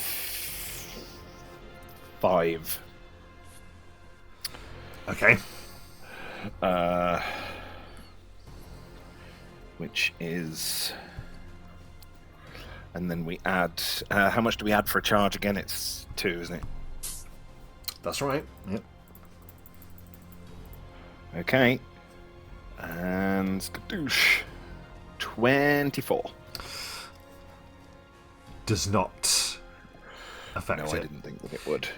You slam against it, and you feel like your axe almost gives against it, but not quite. You bounce against the metallic defenses of the Guardian that looms over you. That is unfortunate, but it doesn't matter, because I can do it again. Anything else on your turn, please? Nope. That's all I can do. Now it is the Shield Guardian's turn, and this one is going to take a free 5-foot step, and you note that Omen Lord rather frustrated, has to move to avoid the Guardian as Pop, you move behind him with all of these mirror images. So he vanishes and appears across this end of the room as the Shield Guardian will make attacks against your mirror images. So I've just got to roll, and if it gets the right number, it hits you. Is that right? Or is there a specific... yeah, I guess so, yeah. It's a 1 in 7 chance, isn't it, basically? Would you mind being charged with that 1 in 7 chance, Dom, just to give me... You want me to roll? If you wouldn't mind, just so it makes my job a bit easier. Yeah. So you will say is what number? You can choose. Shall I be 7? Great. 7. 4. Okay. So it's just going to attack, and I believe it will just be at your normal armor class, right? Because it's reacting as you do. So. It is AC 10 plus your size modifier plus your dex modifier. So it's not got any armor, essentially. Okay. So armor classes? So it'll be... Hold on, what does haste give you? +1. 1. Dodge bonus. Yeah. So that probably is included. 16 then, in that case. That is a hit against that figment. Boom! 1 figment goes. Okay.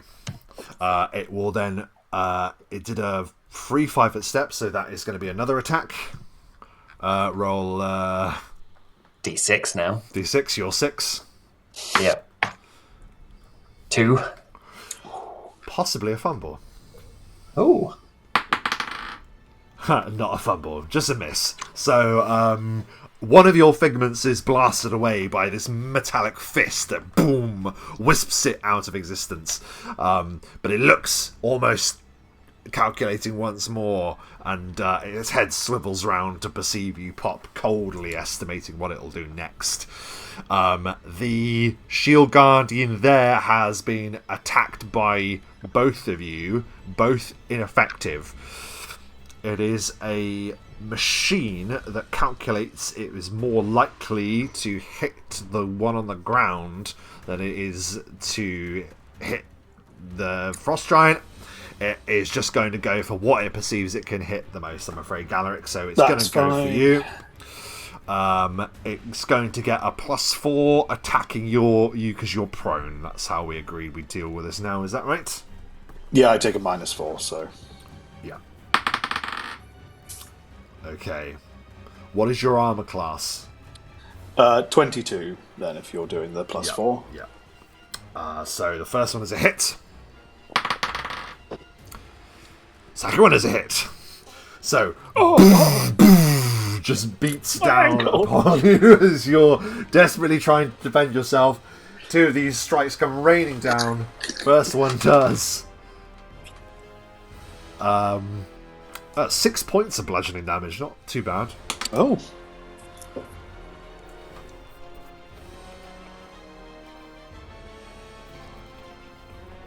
$14 points of bludgeoning damage for the second. Oh, 6 to 14. So, just smashes against your defences, Galaric. But that is its turn as it just takes a full round of attack. That means, Galaric, it is your turn. Upon the ground. What do you do? Galaric was defending that attack with his shield here, as it was the shield and the arm was crushing and Amazing. Coughing up a bit of blood at this point. Oh.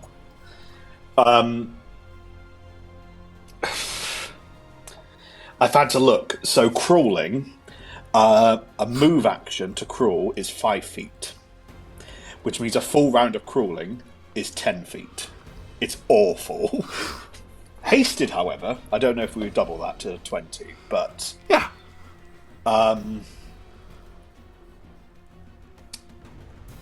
For the time being, instead, Galaric is going to attempt a full round of attacks, taking the -4 penalty for attacking. His first being a furious strike against this creature from the floor.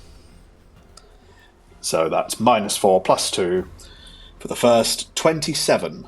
Is a hit. I'll do the other ones and then plus, so that then just becomes plus 10. 24 we said was a miss. It's a miss, sadly. And then 8. Well, one hit. And it's One my hit. big one. So Yeah, there we are.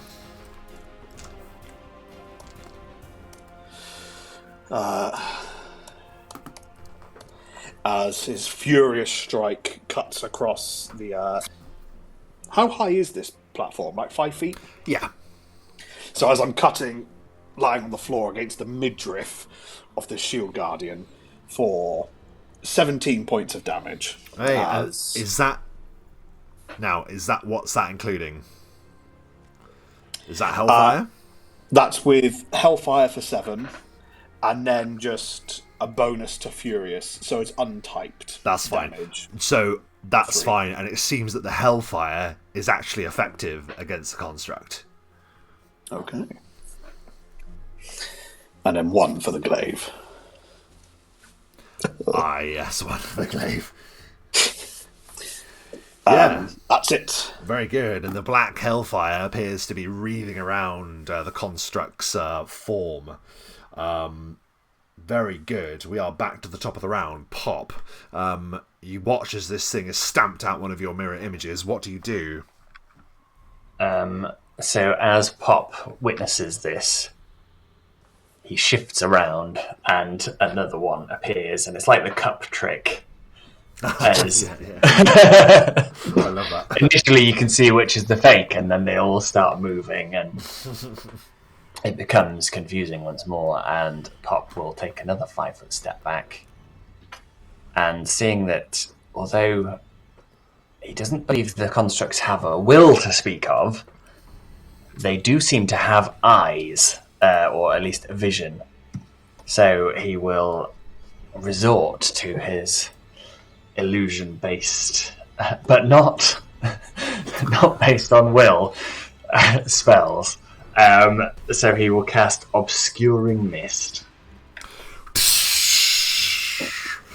Yep, so the mist obscures you, absolutely. And what is the range of that? Do you know? So that is a 20-foot radius. Okay. Would you like to draw it on? If you wouldn't mind, that would be really handy. That's pretty massive. Yeah, it's pretty big, isn't it? That Huge. captures It's most of the room. Yes. Oh, Pop. You're fine. You're far enough away, I think. Hold on. I can do it with a circle Remind based. you. I always underestimate how much that is. Oh my god. That's not dark enough. You need to move out of that, sorry. I'll take a 5-foot step this way, in that case. Because I'll know how big the spell I'm planning to cast is. You know, it doesn't actually have to be on you, though. You could cast it, say, over here. I could cast it 20 feet away, but I want it to be on me. Yeah. The whole point is I don't want to get hit, Matt. No. I mean, you could still be caught in it, obviously, but, like, Yes. place it wherever you like. Is what I mean. Right, I see. Yeah, I'll just leave it on that point that I'm on. There you go. Okay. That's cool. How weird, because I can see that you've done an aura for and I can see that. That's fine. I can't. I can't either. You guys are actually just shy of it, so you're both fine, from what I make out. Isn't that right, Dom? I'll make it a bit darker. Yeah, that's right. Yeah. So I think it's see it there. not a public thing. no, yeah, it doesn't seem to be coming through. I haven't. That's fine. It is so this fog is extending fine. from I where can Pop pretty is. It's literally the square behind you is where it reaches, Matt. So yeah, from behind you. Anyway, Pop explodes in this obscuring mist, vanishing. And it is now, if Pop isn't going to do anything else, Nope. Fleece's turn. Fleece will take a 5-foot step to there. So now in flanking. Yeah, very good. Doesn't get the bonus. And should I try? I mean, it's kind of his whole deal. Let's just give it a go. Why not? So we start off with a touch attack. Oh yes, of course.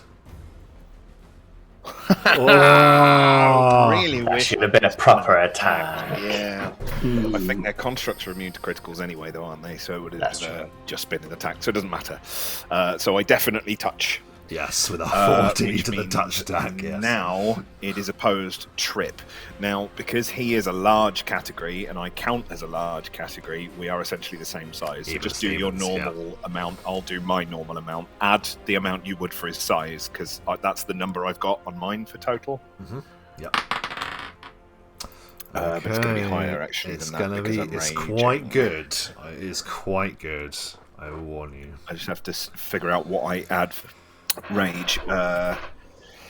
Your how I've got to that amount increases, so that should just do the overall. It adds. So improved trip.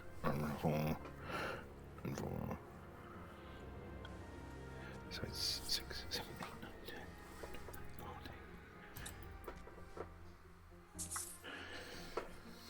16. Okay. 29.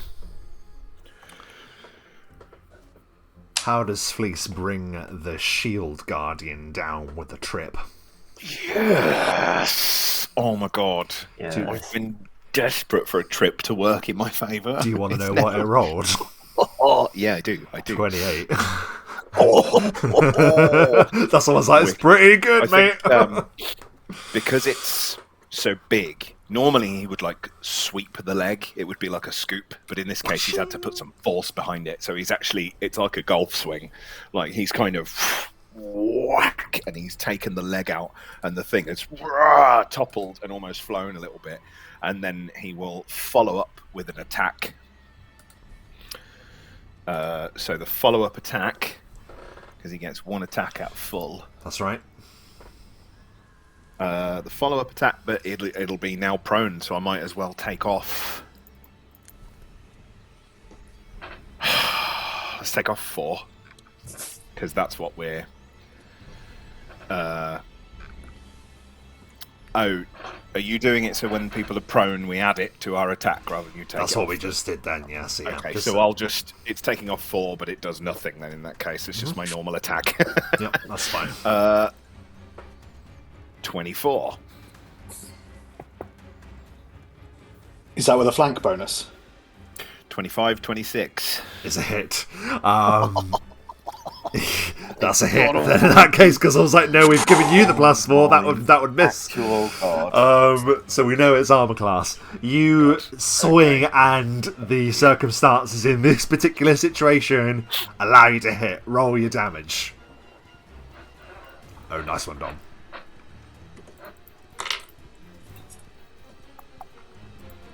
With the power attack. 2 1s in there. Ooh. That's unfortunate, but a 6. So it balances out. That is damage of 32.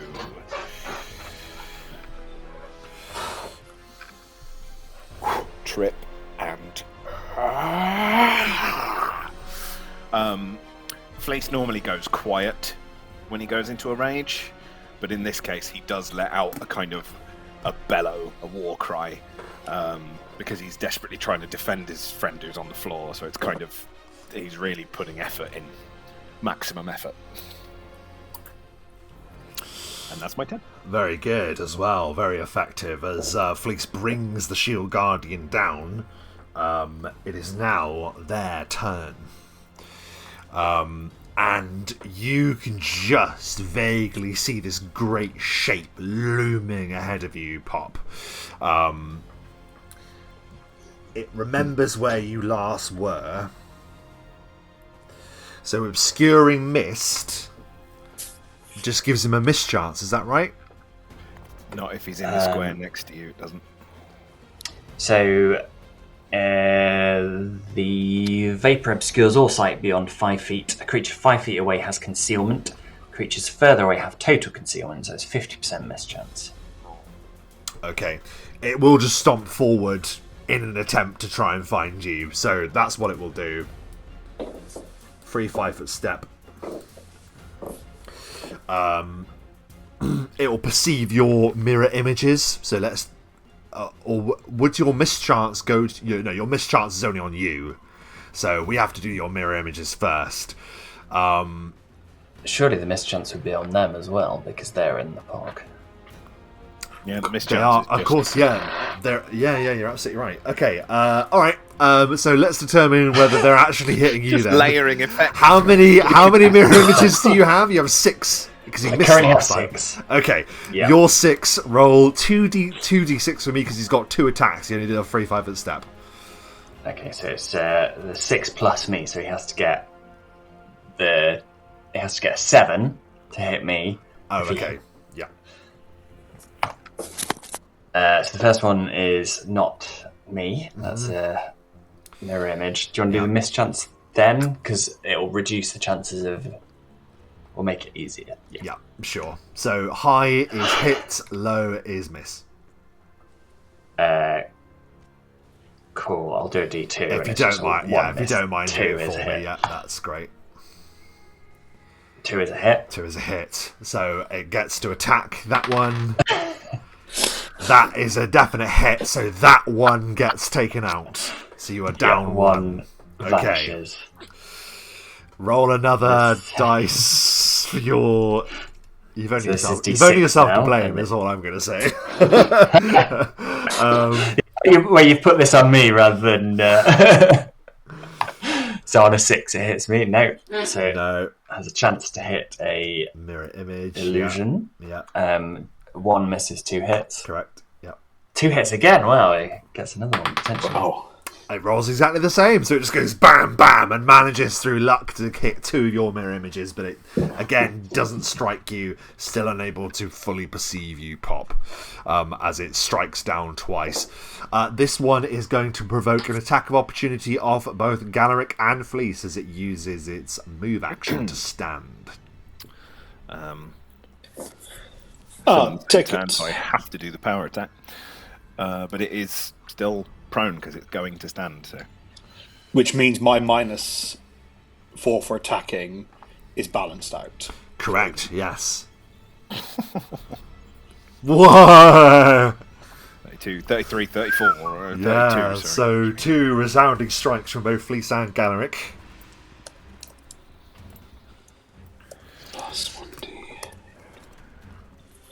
Oh, minimum glaive damage. 13. Minimum Hellfire. million.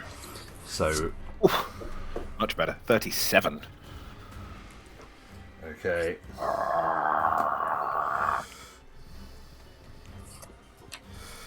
Okay.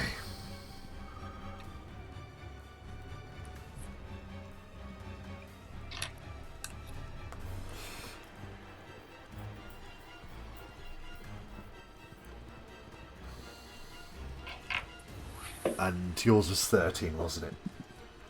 Yes. You both absolutely pummel this thing. Bam, bam, bam, reeling down upon it as it's standing. As your attacks land against it, you hear the construct utter words. Contingency activated. The terms for the contingency spell stored within the Shield Guardian have been met, thus activating the spell inside it. The thing rises up with ultra speed as it itself has now had haste cast upon it.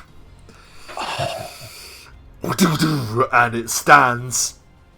Still counts the full movement, so it won't be a full round of attacks. It won't benefit from the haste full round of attacks this time.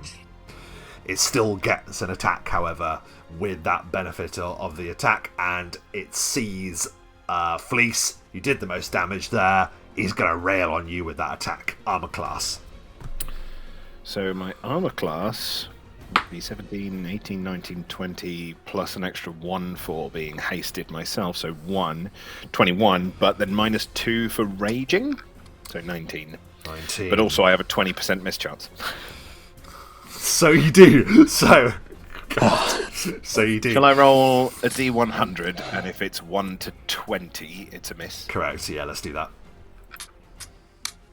It is a possible hit, so that's fine. So my armor class is 19.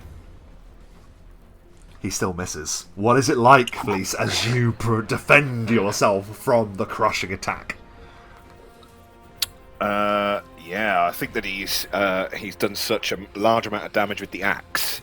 The axe is still in, so he's kind of pulling it out with one arm, and he just uses his other free hand to shrug its attack sort of off to the side. Bats it out of the way with his hand, ready for a follow-up attack. Could you give me a spot check, Galaric and Fleece? Pop, understandably, you won't receive one. Probably not. 9. 22. You can't help but notice that one of the strikes that you did, not this round, but last round, is slowly knitting back together as if it was liquid metal. This creature has some form of fast healing upon it. Or fast repair, rather. With that then, that was it standing, it struck... No, that was Fleece's turn, wasn't it? No. That was an attack. That was an attack opportunity as it stood and then it struck you. It is now the second one. No, that one's already gone for Pop. We've already resolved that. So that means it is now Galaric's turn. Apologies. It's always Galaric's turn that I so many misjudgments. Yeah, I know. Spells and shit that you're just... It's just melted my brain completely. Apologies. It is always Galaric's turn. I forget. Galaric, it is your turn. What do you do? Galaric is going to attack with a Furious Strike, a Smite, and Devil's Favour. So I'm going to throw everything at it. Okay. Not everything. Could have a flank as well, couldn't you? He could, but he's too good for that. You know what? Actually, I'll take it. Yes, My ankle's broken gone. ankle. Come on. If I was standing, I'd swallow. I would maintain, but I'm on the ground. I will accept the flank. I will take one of my fighting challenges off. I've got 2 remaining. There we go. Has a tiny bit more respect for you now. So let's see. So it starts at 14. Then I lose that. I lose 4, so it's 10. Don't forget Then hasted. I get... Oh, that's with that included. Then I get Devil's Favour for that. I get that. Then I get the Smite, which takes up to plus 17. 33 to hit. Is a hit. The thing slams down at Fleece, who moves out the way, and you land your strike. Roll your damage.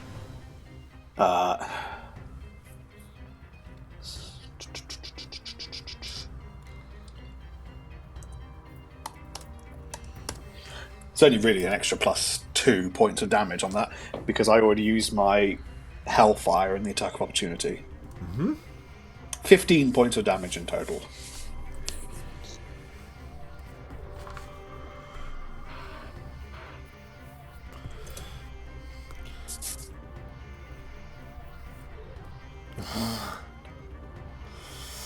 Yeah, you are smashing into this thing, and you're carving away big chunks out of this thing now, but still it looms on, crunching and parts of it falling out of it. But it's still going. Anything else in your turn, Galaric? Yeah, as a move action, I'm going to provoke an attack of opportunity, probably, as I... It hasn't taken one, has it? No. No. It will take it, then, in that case. Armor class? Well, it's... He's taking the -4, yeah? He's taking the +4. I forgot about that, but yeah, he will, yeah. So I'm on 22 then, if he gets the +4. It's a miss. Somehow, Galaric, you scramble out of the way as this iron fist slams down in an attack of opportunity, but you are able to move out of the way. You move to the rest of your movement you can whilst crawling, whilst hasted. Excellent. I quaff a potion. Very good, you quaff a potion. Do you need to roll dice for that potion? There we There you are. go. 18 for a Very mod. good. Cure moderate wounds. Fills you with a bit more health. Very good. Look, that's it. That's that, and we are now back to the top of the round. Pop, you hear the voice of the Omen Lord say, This is a lesson in discovering hidden dangers. He motions to the Shield Guardian as that hidden spell power is activated, though not the most dangerous of these combatants, a gnome. What do you do on your turn, Pop? Pop will use first of all, another mirror image appears in the smoke. So no one can see it, but it happens anyway.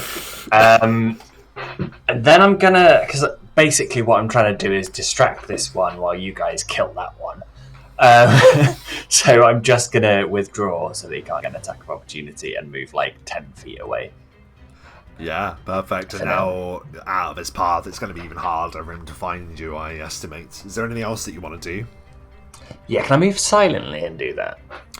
Yeah, that's a great idea. You'd like to do a check for me, please? Move silently. Yeah.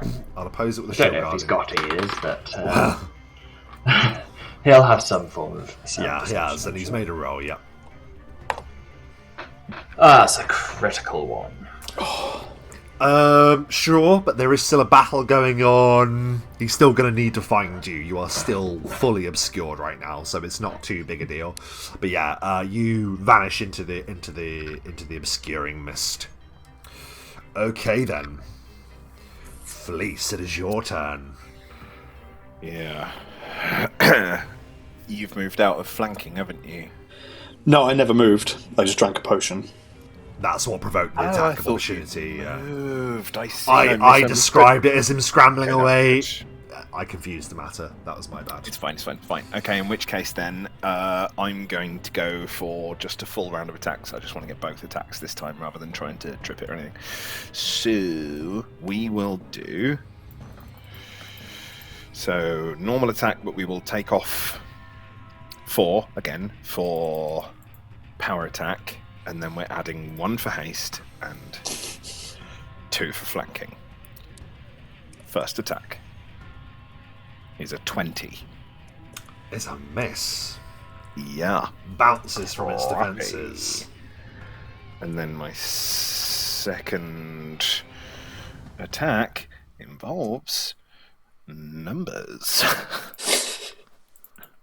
9 and then plus 1 runner and oh dear, possibly a fumble. Let's confirm. 22. It's a fumble. Don't do your ankle in. No, I stab myself in the leg. That's what happens when I do it, mate. 68. And did that... Wait, did your 20... No, even if you did the flanking bonus, that would still be a miss, so... I did the flanking bonus you did already. it? Okay, I thought I'd check, yeah. Okay. Oh, no. Yeah, 68. That is not good. 68, I don't believe is good, and I foolishly closed the thing. That was itself again preemptive for of me.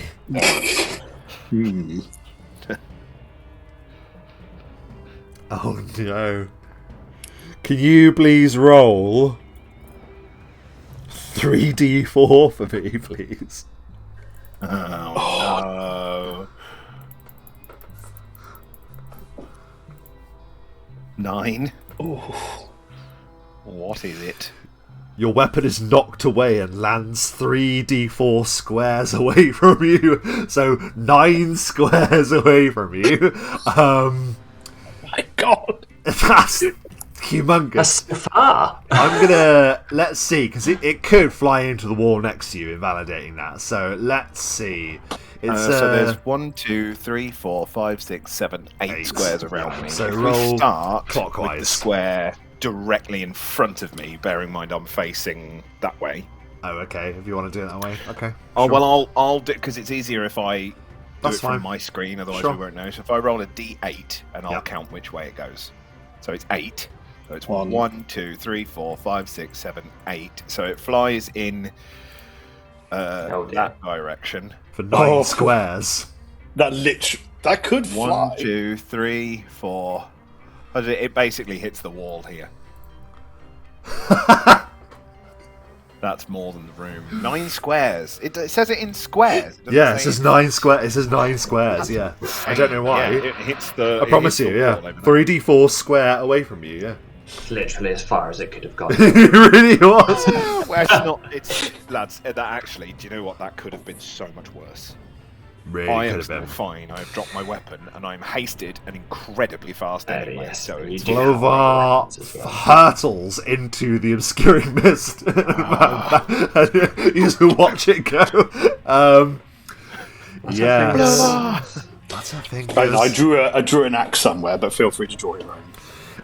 no, that's fine. That's Disaster! Disaster as he throws his own weapon away.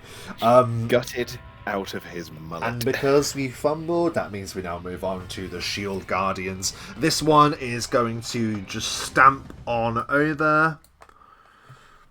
I'm not trying to blag it, Dom. But he's just going to walk in a straight line, so... Yeah, that makes sense. No, he'd be there, wouldn't he? Because he's got reach. But that means only 1 attack against your mirror images, so however many there are, you're of course the top number. I believe there's a total of 6 of us. Including you? Just a d6. Yes, just including me. 1. Okay, so 1, let's do mischance. High is hit, low is miss. Yes, Whips finally. it, and the can't quite target the mirror image there. Very good. That is its turn. This one up here, you can't help but notice seems to be knitting a little bit of itself back together. Yeah, it's just gonna smash you into the ground, Fleece. I'm sorry. That's all right. 20% mischance. Pray that it misses, because that is a natural 20 that I just rolled. Going 1 to 20 is a miss. It is not a miss. My armor class is 19. That's a critical. No, it confirmed. And I'll do the second attack. Also a hit. Lovely. Should I roll a D100 or you want to do it? We have been doing it publicly, so if you'd like to roll a D100 to determine its critical hit effect. 9. Standard. Standard. That is It's just gonna exactly be, what we're after. Devastating blow rather than Oh, so devastating. It will be bad. It will be bad. He's kicked off and he's left. Oh.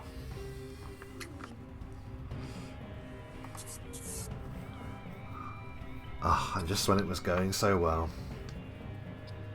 Everything's going so well.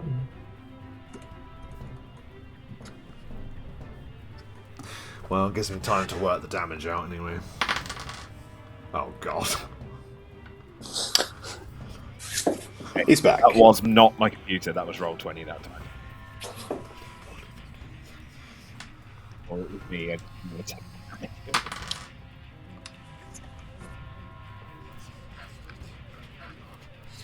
I'll survive. You don't know that. 37 points of points in one, bludgeoning I'd call bullshit. damage. 37. 37 points of bludgeoning damage. And that's the critical, then followed by the second successful strike as well. So 37 in total. Slams down on you. Yeah, it gets revenge because that's how much I've been doing to it, isn't it? So it just. So disarmed, and now suddenly in the sights of this terrible thing, you look up, Fleece, as it looms above you. But Galaric, it is now your turn.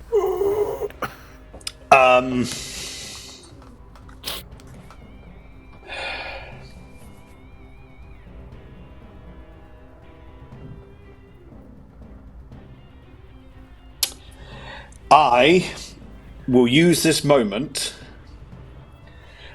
I'm not going to attack. I'm going to throw the adamantine falchion to Fleece. Mate, no, I'm going to go and get my weapon. Just imagine the weapon right here. Mine is better. This is an adamantine weapon. Oh, fine. You're going to leave Galeric to get crushed. Mate, I'm still here. Attack it. Flank it. As I pull out the adamantine falchion, Fleece just goes, not that shit. So does not feel as good in my hands. Galeric just sort of shrugs on the floor and then just goes, okay, fine. And we'll full attack, the first being a furious strike. Very good. So this will then effectively be that 23. That's Is that including the flank? 25 as I take off one of my flanking fighting challenges. That is a hit. A little bit more respect. Oh, okay. Well, that's the last time I can flank for the day. So One of your indulgences. pretty much. One of my little indulgences. I know I shouldn't. My second attack, and I'll use some divine favour. Helps if I do a space. 22. That's not flanking, that is as is. So that's a miss, and then... Miss, yeah. 7. That's okay. So the first attack hits 4.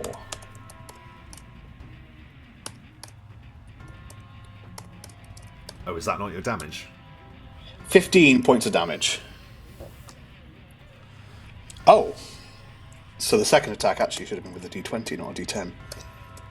Oh, 8 still misses. Yeah. I got confused. I was like, huh? Cool. Okay. 15 points of damage. Galeric, you strike at it, and you're seeing that like it's pulling itself together, knitting itself to back piece by piece. But tell me how, from the ground, you stop it and destroy the thing. Lying on the ground, ankle at a different position to the leg than it should be. Galeric sees that it's kind of knitting, and perhaps beneath that he sees something vital, maybe. And from the ground, he lunges his glaive forward, striking underneath the knitting metal as something just triggers, causing the thing to maybe then just shut down, collapse on itself, and then almost dismantle onto the floor. And I think as it collapses on itself, it almost collapses on top of you, on top of your weapon, driving the glaive further into its innards. And yeah, it comes just short of you as it collapses into pieces as you destroy the Shield Guardian. Deserved. That was very nice, mate. Very nice, and that is all I can do. Yeah, that is fantastic work. And with that, we're back to the top of the round. Pop, you hear the clattering of something falling apart. Something large falls apart. What Would you say that using my arcane sight, I can see the sudden lack of a magical aura? Yeah, that's cool. In that direction. Yeah, I like that. Cool. Like Predator. Well, yeah, actually, you see the haste spell dissipate off it as well, so yeah. Oh, yeah. Pop is going to leave the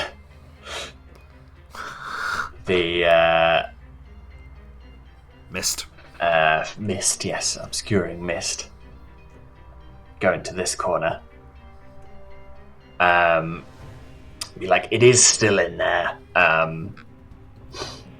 I've not touched it. So, over to you.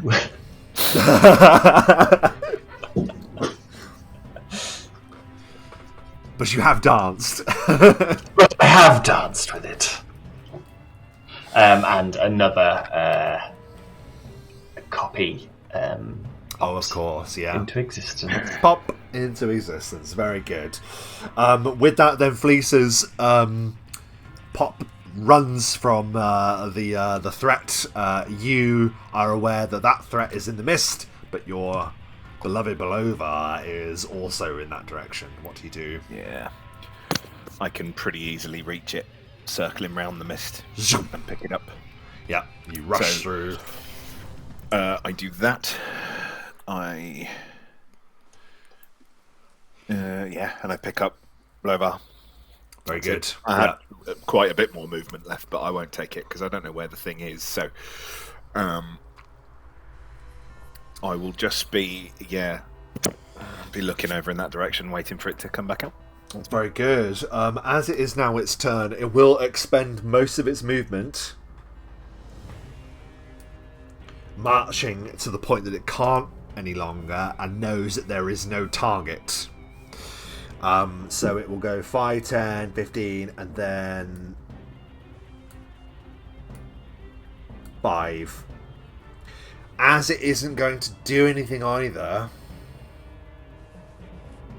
because it makes it look like I'm chasing you, and I don't mean to. I'm just trying to do it logically where it would go. It can't go any further. It goes straightforward. It turn. Knowing that it can't go right or straight on, it would turn. 5, 10, 15. So it will get to the edge of the mist. So not quite escaping the mist, but it is going in that direction. And you see Galaric and Pop, the looming spectre of this thing in the mist. But that is its turn as it does double movement. Galaric, it is your turn. You see this shape in the fog, and you watch as Fleece sprints across the other side of the room. What do you do? As a move action, I crawl. Hasted, 5, 10. Don't crawl into the fog. Whatever you do. I'm not going to crawl into the fog. It takes up 4 squares, and partial of this square is visible. Would I be able to make out at least some of it? Yeah, you see a big iron shod shoe poking out of the very bottom of the mist. Yeah, that's fine. I will attempt one attack then at the thing from the floor. Mm-hmm. They call me the Floor Knight. Wow, what a nickname. Oh, yes. The Floor Knight. I have no more fury points. No. The Floor Knight. Yeah, I've got no more fury points, no more favour, so it's just now this 15. But Dang! Bounces off it, but it certainly gets its attention. That was it. Okay, we're back to the top of the round. Pop, you see the thing emerging from the mist, and Galaric makes a futile swipe at the thing. What do you do? Pop takes a wand out of his pocket and casts Lightning Bolt. Okay. It bounces off the construct, and it is unaffected. Shit, I thought it was metal. So I'm pretty sure they're immune to that. Yeah, completely immune, magic. unfortunately, to Pop magic. would know that. Yeah, you did do. Yeah, you did do a check earlier to know that. I think I did ask you to do a check, so you would know that would be ineffective. That'd be nice. Okay, that's kind of. You. Oh no, only but you legitimately did do a check earlier to work that out, so that's fine. Another Pop exists. Yeah. Pop will skirt around. I wasn't lying about my players replicating either. That was the tag at the beginning of this episode. Hey. I really like to think that they actually make a popping sound as well as they are appearing. Like little popcorn. Popcorn. And that is how that tasty treat was first devised. Yeah, there's not really anything I can do that doesn't get in the way now. What I can do, I'll go and stand next to Galaric, and I'll cast Blur on Galaric as well. Hey, that's a great idea. Fantastic. Oh, thank you. Yeah, so Blur is then cast upon the Floor Knight. A very blurry floor Its indeed. official name. The Floor Knight. It kind of is now, though, isn't it? It's happened twice. Maybe if it happens a third time, thrice. Thrice and he shall be named. I'll see if there's any feats that benefit it. Yeah. attacking from the ground. I bet there are, Probably. Breakdancing Bound or to. something. Okay, so Pop casts Blur upon Galaric. Felice, it is now your turn. You have recovered your beloved Ice Axe. What do you do now? I think Fleece is going to move. Fleece can't see it at the moment, but he can see that you guys are both over here trying to attack something here, so he can put two and two together and surmise roughly where it is. You can see Galaric strike at where it was, sure. Yeah, so I think what he's going to do is line himself up for the next round and move to here. In the hopes that it will reveal itself slightly more and he can get a running charge on it. Move to there, and that is it. It's a move, so might as well go into total defense, but there's really no need. But there you go. As you move past the Omen Lord, the figure says you fight with the strength of your people, but it does not require an omen to tell you that their days are numbered. It is now its turn, the remaining Guardian. It will stomp, so it is free of the mist, and will perceive Galaric Doom driven upon the ground. That was a free 5-foot step. It's just going to... It was a free 5-foot Is step. it free, though, with Galaric's abilities? It's not. Okay, it's not. It's not. It's not. It's not. It's not. It's not. It's just not. Mm-hmm. It ain't. You know what, Rob? He's being difficult terrain. Right. He's going to go at you with one attack. Armor class, please, Galaric. 22, but he gets +4. +4, but let's see first of all if Blur defends you. Oh, of course, yes. It is yet to be effective this session. Let's find out. 1 to 20. Yeah, sorry. Same with Silaster, very rarely useful. So useful, but... one attack, and that, I'm afraid, does land. So that is going to be 9 points of bludgeoning damage. Bam! Just slams you on the stairs, and you feel like you're something crack as it stamps you, basically. I feel so much better. Yeah. That's really fixed my back pain. Thank you. I wanted you to do that. That was its turn. Galaric, it is your turn. Do you respond? Yeah, I see Pops behind me, so I'm going to go for a full attack on the one in front of me.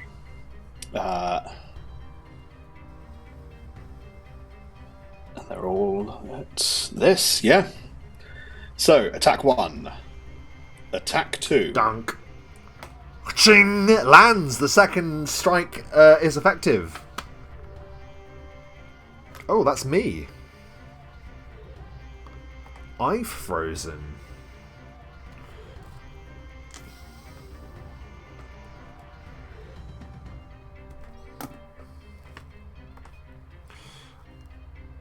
I am aghast. Aghast.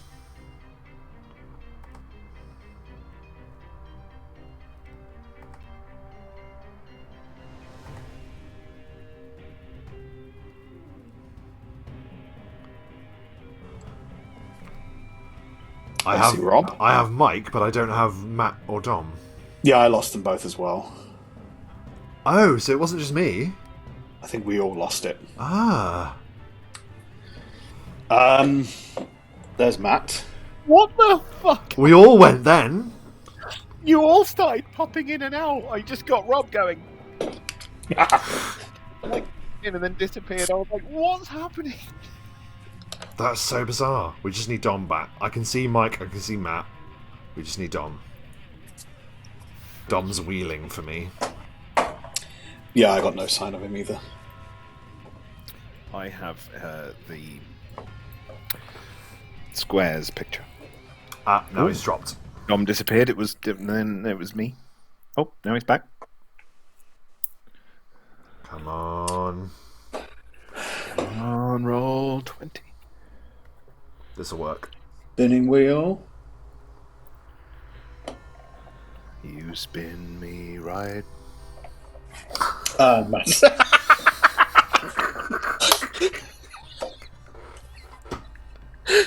Perfect. Perfect. I bet Dom comes back now. We shall see. Excellent timing, Matt. Hey! I was actually back a minute ago, but you couldn't hear or see me. We all went Dom, we worked out, but then Matt started singing "You spin me right," and then cut out, and then left again. It was amazing. Is that what happened? Yeah. I didn't know. I was just carried on. Oh, it was so perfect. It really was. I thought we were all frozen in anticipation of Dom coming back. No, yeah. Right. I'm so sorry. I've completely lost track of where we were. I was doing a full round of attack. Of my 3, only 1 hit. I need to roll my damage. That's right. Your second attack landed. Please roll your damage. Galaric grew wings. 21 points of damage. That's more like it. There we are. Yes. And Okay. the first strike against the Shield Guardian lands. Well done. Anything else, Galaric? Now it's a full round action, so no. We're back to the top of the round. Pop. Yeah.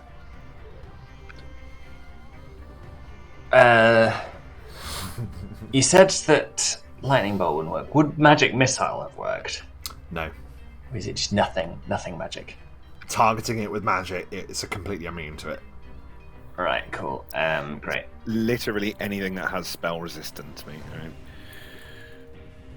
Right? I grow another pop. And Better on that one. You can give me a... Wait, where is Pop? I'm sorry, I just put myself in the... You're under the... Right. He's in the lens! He's in it! I won't go into the lens. You can give me... Pop, you can give me a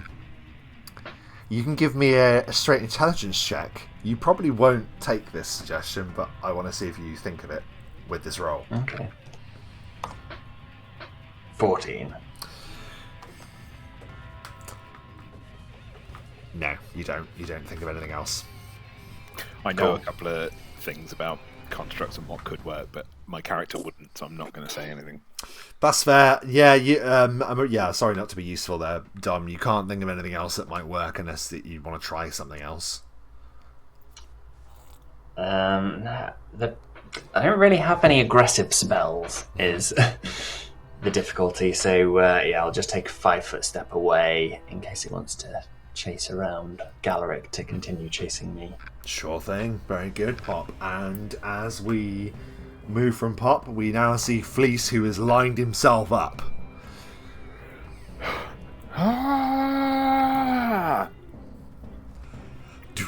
I've already taken off my 5-point power attack. God! He whiffs it. Possibly a fumble as you soar through the air.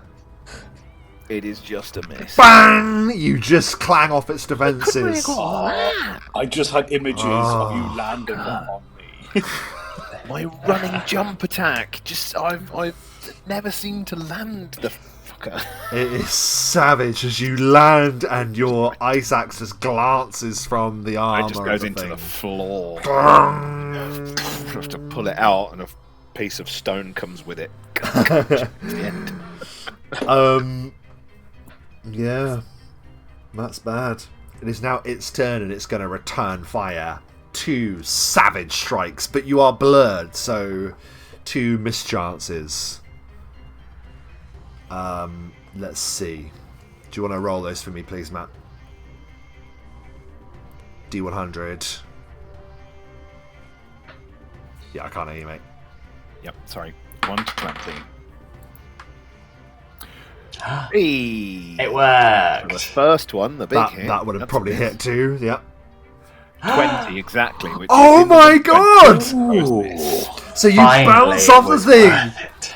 Well, alright then, mate. What is it like as he swings and misses you twice with these strikes? What is it like? Literally, it's Pop's magic, but it's like, I don't know if you've seen the Chronicles of Riddick film, where the guy's he moves just that little bit too fast, and there's like a trail of him, and he just hits the trail of Pop both times. And he just dodges. Love that. Picks up the axe, ready to carry on. Fantastic. And it is now Galaric's turn. You see Fleece is with you once again. Your united effort against the threat that lies ahead. Galaric, what do you do? Yeah! As Galaric goes for a full round of attacks. Let's see. Still -4, yes. 28 for the first. Is a hit. 27 for the second. It's a hit! Here we go! Good, but not enough. 21. Yeah, it's a miss, yeah. Also, how many rounds do we have of haste left? Oh, I hope you've been counting. It's usually quite a lot, isn't it? Well, we have 8 rounds. But... 1 round. I think it's been like 6 or 7 rounds, maybe. 6 rounds, yeah. Yeah. Alright, let's say it's 6, so 2 rounds remaining. Okay, so if he's got any damage reduction, I'm doing this in one go, so divide it by 2. It has been 6. I was just trying to count it up. 25 over 2 hits. Bang, bang! Okay, let me just check something.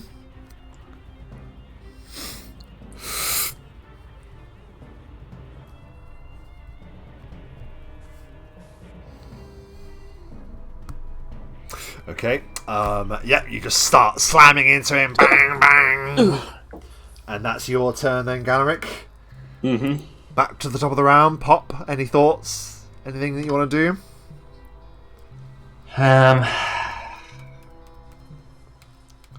Do you want to roll an intelligence check again? Yeah, why not? 17. Yeah, you're fumbling around, just wondering what to do, and your hand falls upon the wand that you uncovered at the very beginning of this adventure. The wand of Disintegrate in your hand. You know this is a spell that is effective on objects. Oh, I see. However, it is a very, very powerful spell. Is this the time to use it? I think... because we think it's only got 1 use, don't we? I think probably... they should be able to handle it. My ankle! My ankle! Yeah, you're fine. You're the floor knight. This is where you excel. Of course, of course. It's his new label. He's not a hedge knight anymore. No. Wait, It's lower are you than a hedge that. knight because you constantly got thrown in hedges? Is that the problem? Maybe. Oh my god! Constantly he's thrown thinking in hedges.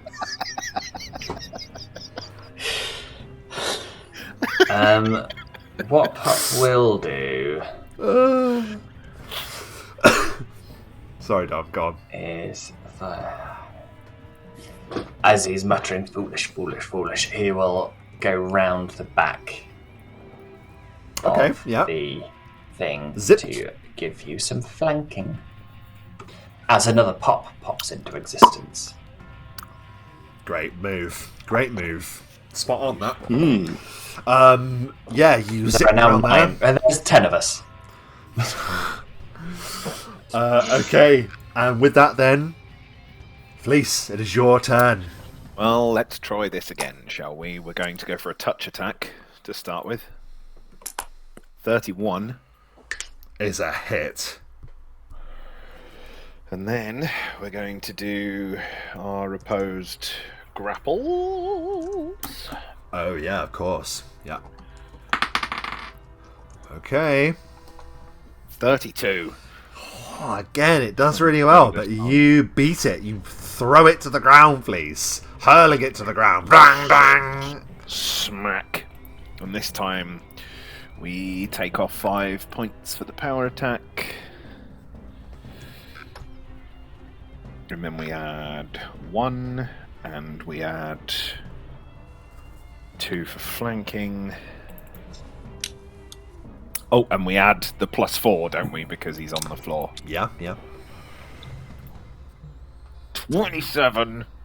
Yep, there's a hit. Yep, slamming him against the ground.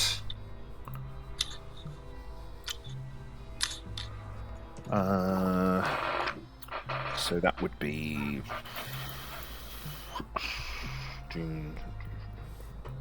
right, okay.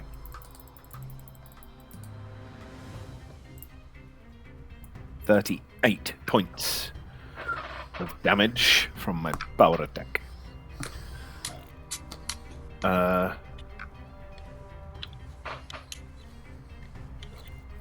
we've had a trip and a follow-up trip. Trip, follow-up attack. Yeah. Normally I wouldn't get anything, I just didn't know whether... Because obviously we're hasted. Oh, you've not moved, haven't you? Yeah, so you get an extra attack. 3 of course. attacks in a round, but obviously it's a follow-up and a... Yeah, so you get another attack. That's right. You're absolutely right.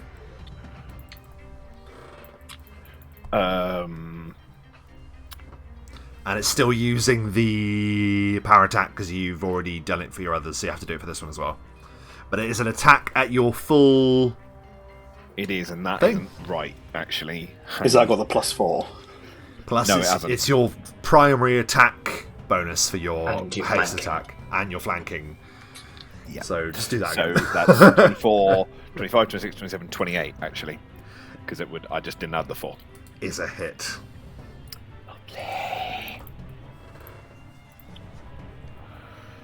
Lovely. 37.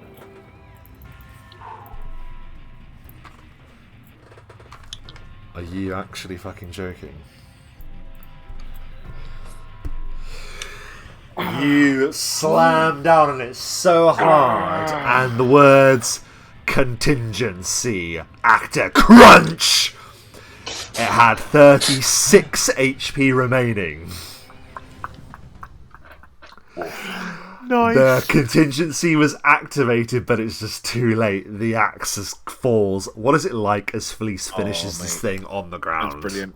It's brilliant. I think the first hit was in its chest because it was on the floor, and then the second one, he raised the axe up and it started. I reckon its mouth kind of is automated, right? And so he just went for the mouth, carried it right in its face. Contingency.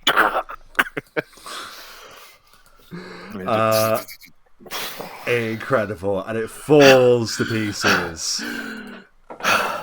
What took you so long, Fleece?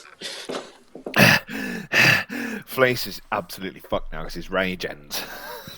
He's like, And his haste ends. and haste Oh, yeah, ends. we're all yeah. just... He drops out blur. Everything's like, oh my god. Oh. Completely done in. But he virtually doesn't even hear what you said. He immediately turns and rounds on this guy, runs back over to him and says, what you said, say it again.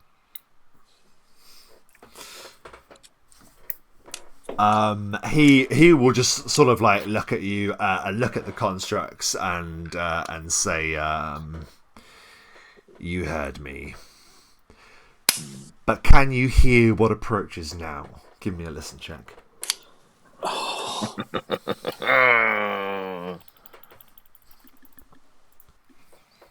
18.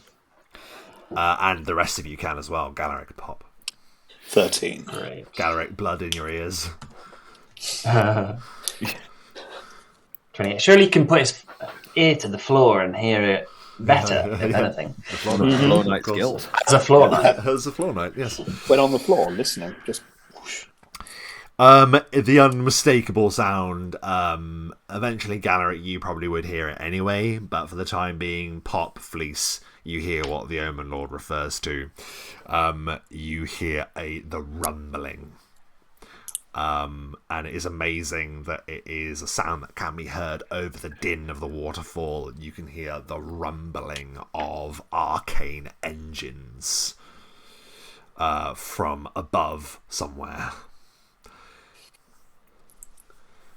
The Vanquisher is come, friends, the Omen Lord will say. I think that's our cue. I'm going to need some help. I can't walk. that well. Fleece, Galaric needs some help. He can't walk that well. I will carry the knight. Thank you. The floor Not knight. a problem. This figment spirit. This is not over. You have information. You know something about my people. You may be powerful. You may be more powerful than me, but it is my entire life's purpose. And I will continue until my death to find this information and to aid my people. I will discover what it is you know. He will say, and what I know I have already told you. From nothing magic spreads like a plague of light, betraying spells cast in an arcane blight. Your Omen is the third frost giant, and it comes now swifter than ever. But it can be stopped if the others are. And he sort of like looks up, almost sort of gesturing to the sound of the Vanquisher high above. You have the tools in your disposal to prevent this, but I wonder if you have the courage to use them. He will point to the door and he will say, that way leads deeper into this observatory. And there you will find the mechanism, the base of the observatory tower, and atop it a great telescope. It seems that the Vanquisher looms above. Or, of course, and he gestures to the door you've come from, you could run.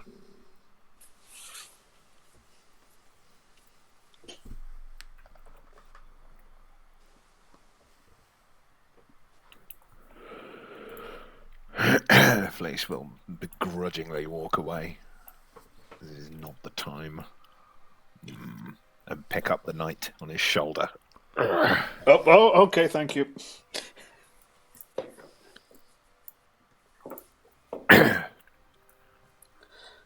Which way then?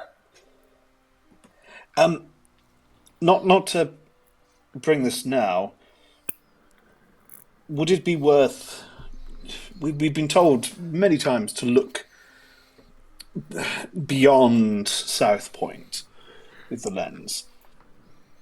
Maybe that will give us an indication as to what we should do in this moment, whether we attack or flee.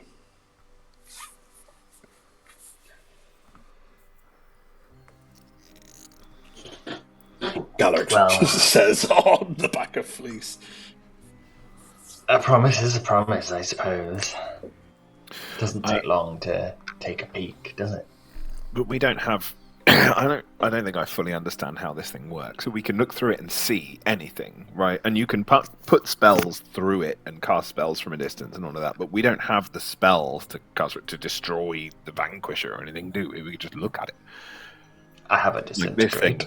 You do, and it's not going to. Like, this thing doesn't do damage in and of itself. It's a tool to do damage, isn't it? Like. Does Fleece say that out loud, or is that just your thoughts as a player? I think Fleece kind of says a version of that. It's like I don't think that we can take the Vanquisher out. We do not have a full understanding of how this thing works. Perhaps it is best that we flee with it. We have their quarry.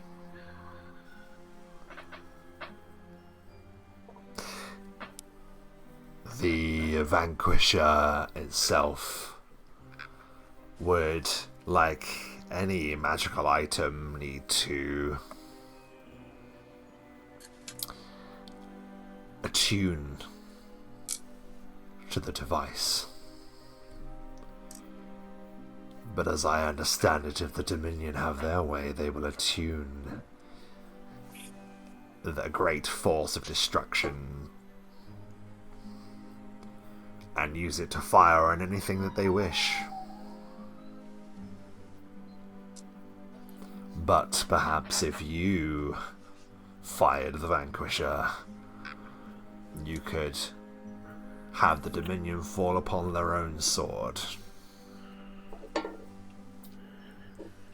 Oh, I see. So we'd be going up the observatory to get onto the Vanquisher. Is that Try and take the ship so that we could use it to fire through the horizon lens. The Omen Lord seems to give a gesture of yes, of course. But we'd also be taking the horizon lens, that thing they're looking for, directly to them. Only if they knew we were there. All of their forces will be coming down here, please. This is very true, but they are going to know we are there. They may not know you are there, but they will know we are They there. won't know we're there. I have How are we spells that going can to cover pick us all. Sneak on board the ship. Have you seen Galaric? I'm in a lot of pain. You can carry him, please. The Vanquisher can't be allowed to survive, can it? It is the omen of war. The blade thrust in blue blood.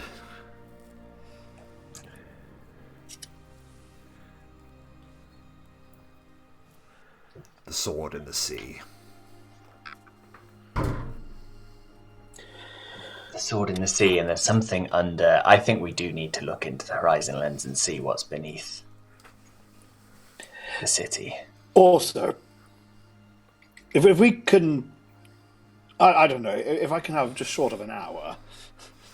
That's a good question. How long does it take to wear off? It does say, doesn't it? Let's see. Yeah.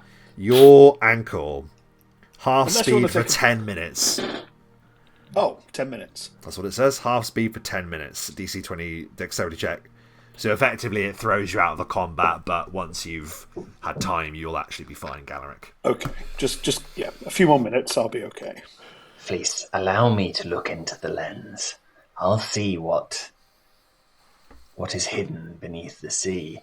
I believe the Vanquisher, the beginning of this omen that the Omen Lord is talking about, the beginning of it is a Vanquisher firing into the sea. We need to see what it would fire at. You do not need to ask for my permission. You are... I always bow to your superior knowledge and wisdom. I have faith in you, my friend. If you feel this is the right thing to do, then... I feel it could inform us at least. Very well. Galaric, you were keen, were you not? Just perhaps it would help underpin where or what we need to do. Nobody ever got hurt by taking a little look. What do they say? What's the phrase? Is it curiosity? No, the cat. The curious cat gets the cream. That's right, isn't it? Pop mangles the phrase deliberately. This sounds... Why not? Sure. Just a little look then. Okay, so the horizon Look lens, into the lens. and yeah, the horizon lens is large enough for you all to perceive what is shown upon it. So this isn't like Pop looking into the rot root where only he will see what it shows. All of you will perceive what the horizon lens looks upon, and it is as simple as looking, Pop. You feel the lens reaching out towards you, and it will say, "What do you wish to see?" And you are surprised that this has a voice. Yes, I didn't expect it to have anything even resembling a personality.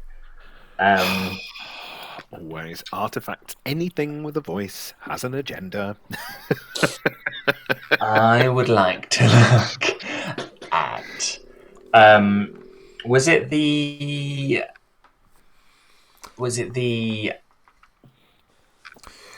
So the heart of South Point? Was that what it was described as?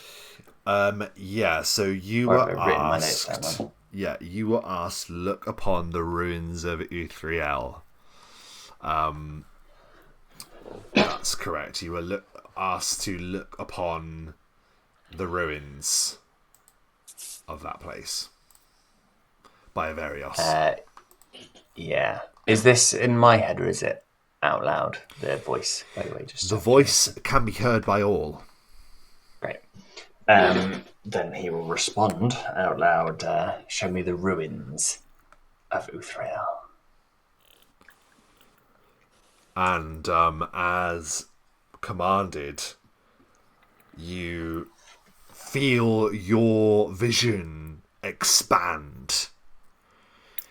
It's almost like you're thrown out of a cannon as your vision plummets into open sky and then begins to focus upon the shifting mists of Uthriel, the flooded remains of that ancient elven city swallowed by the Golden Sea, swallowed by the Rush Locker. Your vision settles upon the image you see before you now. A city sundered, a city broken, and a city ensnared by titanic tentacles that are reaching out of the Rush Locker. An absolutely colossal creature is chained in the arcane mists that shroud the elven city. Pop, this is single-handedly the largest illusion that has ever existed in your mind. Some magical power is deliberately obscuring a colossal prisoner. Its jail, the ruins of Uthriel itself. Someone is hiding the presence of this creature.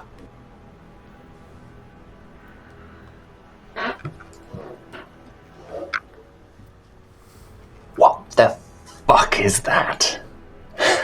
Galaric Fleece, you see this too. You see that this entire structure is effectively built around the housing of this terrifying thing. And in the very heart of Uthriel, you see one single glowing eye that ripples with light just shy of the surface. So, now all of you have learned the secret beneath Uthriel, that some immense illusion work is at play to disguise an unearthly titanic threat. What do you say? What do you do as you behold this thing? In all the 9 hells, I don't think I've seen anything so monstrous as that. Fleece is just silent. He's just lost for words. That is something, isn't it? That is something. I'm terrified beyond the capacity for rational thought. That, says the Omen Lord, is the path that some may walk. I spoke of 4 gates.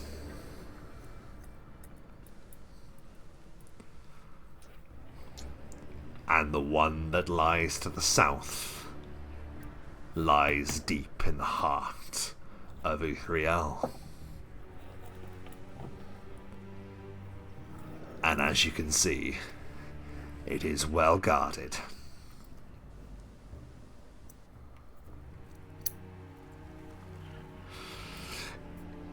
You Are there any observations, or is there anything that you want to glean whilst you're looking at the horizon lens? Or do you look away from it now?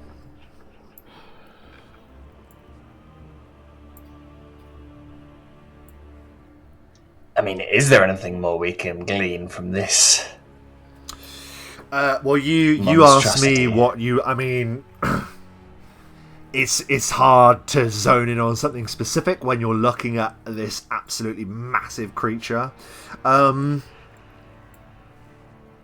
I would maybe not zone in on the massive creature, because it's beyond comprehension almost, isn't it? It's even more alien than the god I looked at earlier, dead on his own throat. Yeah, for real.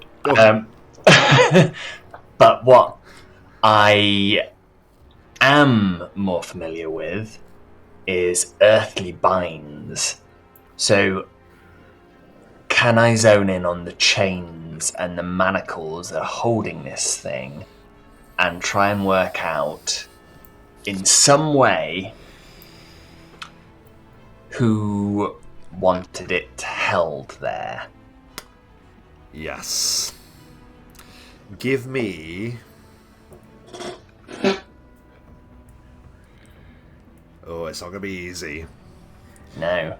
Give me a spellcraft check, first of all. Okay. Here we go. 21. You know that an illusion to obscure this creature would be so powerful it would have to be maintained. It's not something that you would be able to just cast and leave. There would have to be someone there that maintained it, or some power there that maintained it. As for the chains, give me a knowledge arcana roll. Okay. 24. Good rolls. Been quite lucky there both times.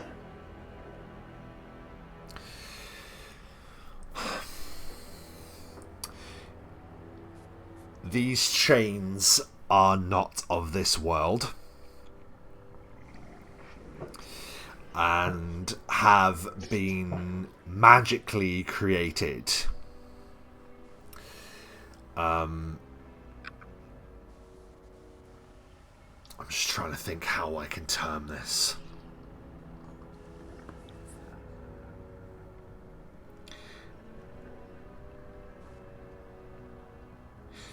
You are confident that even the dead god that you saw upon the throne, this part of you that doubts that even an entity like that could break free from these chains. These are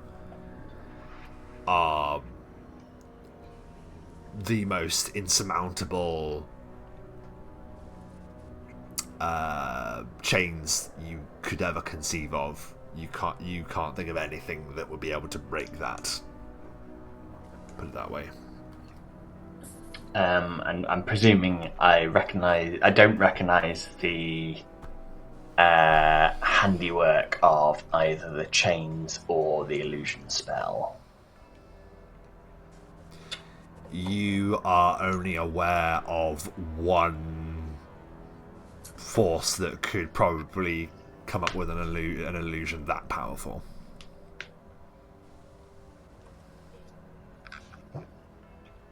Okay. I trust you take my meaning. Yes. Yes, I do, yes.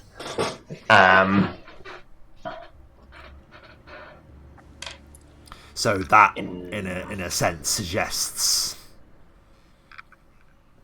collusion. Indeed. In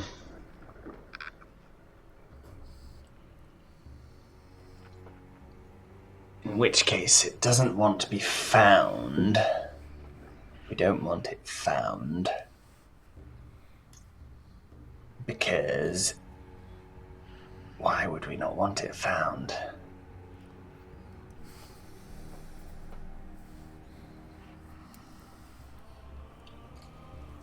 Because if somebody found it, they could kill it? Is that what the Vanquisher is for? Is that why they want the lens? Is that the sword in the sea that would be the Omen? As you behold this thing, and as so many questions rush through your minds, especially you, Pop, there is another thunderous rumble, as it is clear now that the Vanquisher is now maintaining a hovering position above your position. What will you do? Says the Omen Lord, looking upon you. Will you take the fight to them, or will you run?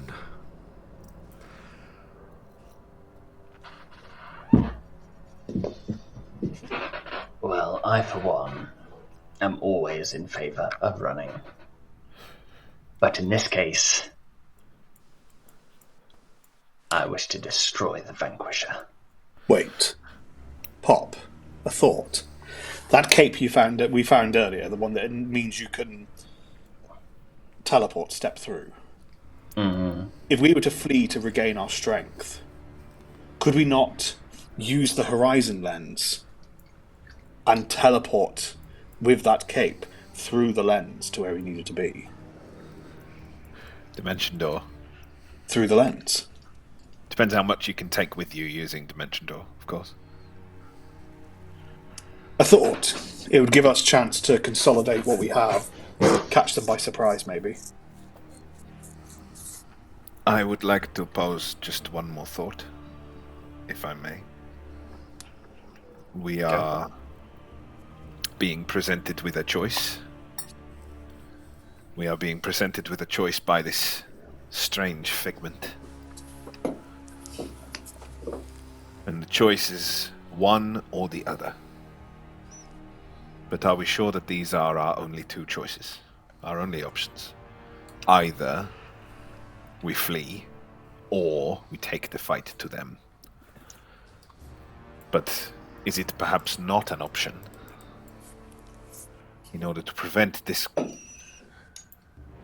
abomination from being freed, this abomination from being loosed upon the land, to destroy the horizon lens.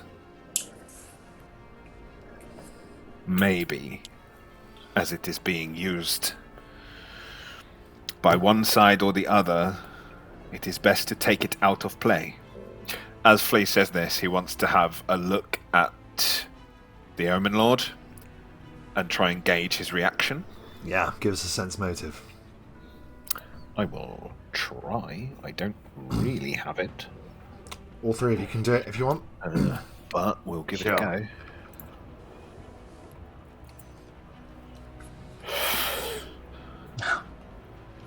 No.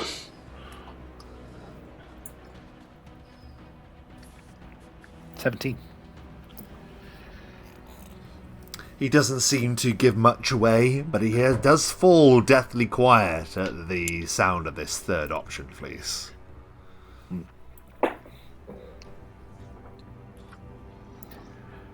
We're only hearing two options, but we are only being given two options. But these are not our only options. And it is an illusion to think that they are. We do not know this being. And we make our own fate. That is where I stand. It is something to think about.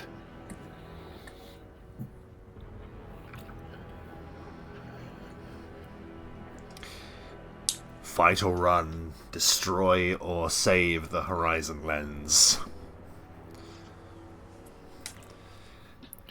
Everything you choose, or anything you choose, it must be now, before they come and take it from you.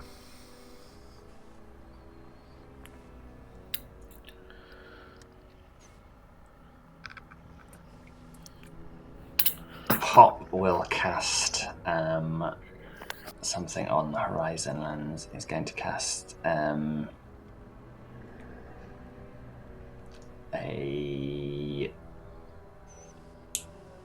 spell of non-detection on the Horizon Lens because the forces have found it, despite the fact we didn't send them to the wrong place, but they were sent to the wrong place.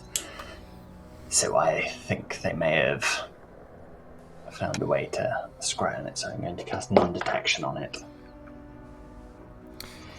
Yeah, very good. Very good. I like that very much. You do know... drops illusion onto it, and it looks not quite as real as it did. Yeah, that's cool. And are you going to keep the lens, Pop? Yes. Okay. I think that is for the best. The Omen Lord will move and say, your choice.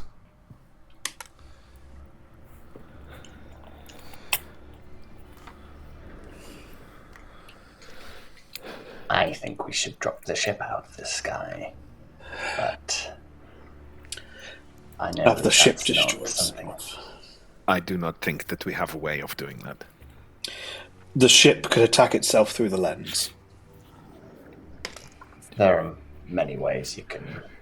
Something like that. It's not easy to keep something like that in the sky. There will be many ways of doing it if you can get aboard. There must be a flotation crystal, please.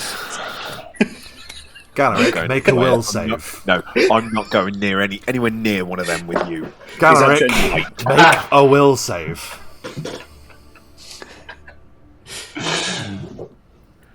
14. You know that there's a reason why there aren't many floating ships and cities left. However, if there was going to be one, then perhaps a flotation crystal could be the key. The flotation crystal being the colloquial name, that is. But yes, that is a strong possibility. Absolutely not. Come on, please, come on. Face away, Michael.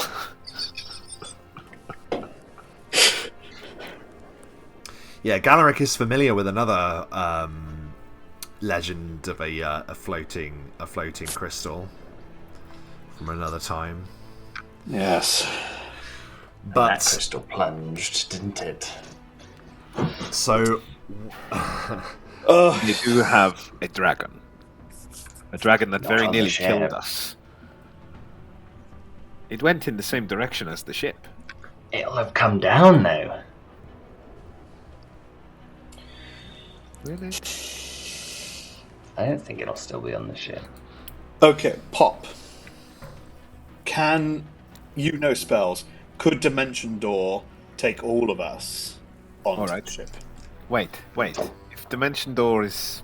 Wait. You think it is a crystal? Ask the Horizon Lens to see Sure. the crystal holding up the ship. When you can see the crystal holding up the ship, disintegrate it. Through the Horizon Lens. Go. Do it now. Very well. I had a very similar thought as you said that. Pop will take out the Horizon Lens again and ask to see the flotation device that keeps the Vanquisher airborne. you look into the Horizon Lens, and as you request it, for the voice asks for what you want to see once again, you see, and forgive that your tokens are there, but you see the top of the tower. You see the lofty fall. And you also see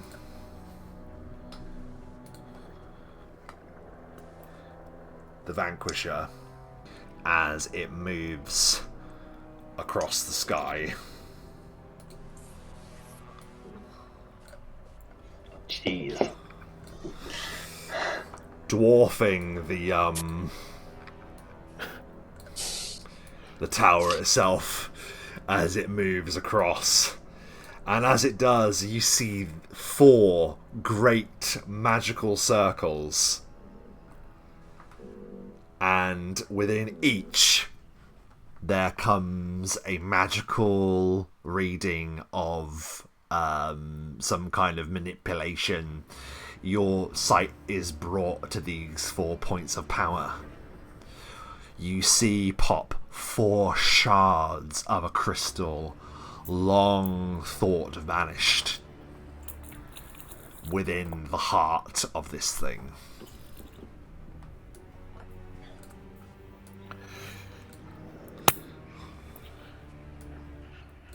Oh, man. 4. So destroying one would probably not bring it down.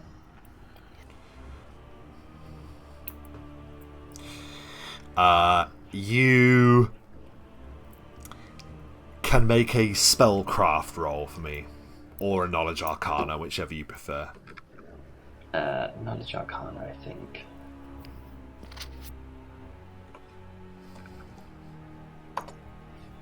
Uh, 17.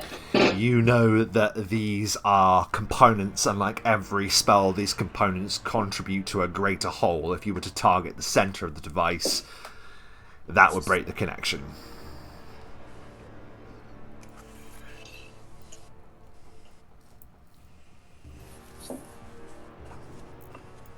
Well,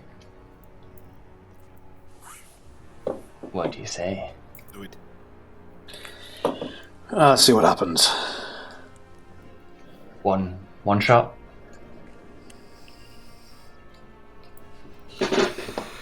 Very well. And Pop will take out the single-use wand of disintegrate that we've been clinging on to. Thank God he didn't use it on them. I know, right? What a waste. And am I able to target the center of the device, as you said? Yeah, the very center. You can make a ranged touch attack. Ranged touch attack. I don't even have my attack written down because I never make ranged touch. So it'll be 3 plus my dexterity, which is 4, so that's 7. Mm-hmm.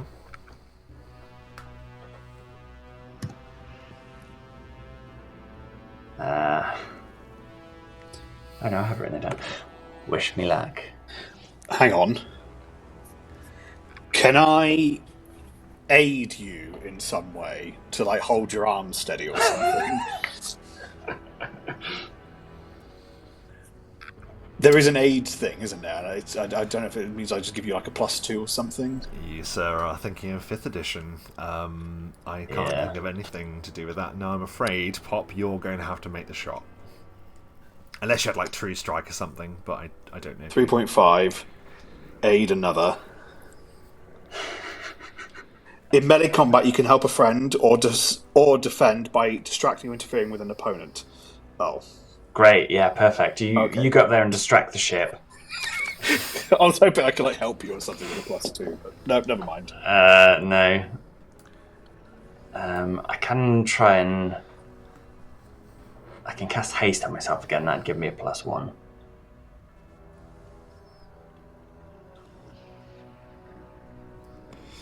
Fuck it. Your hands grip the wand, you say, fuck it, and take aim through the horizon lens. And shoot my one shot. Here we go. 17 again, Christ.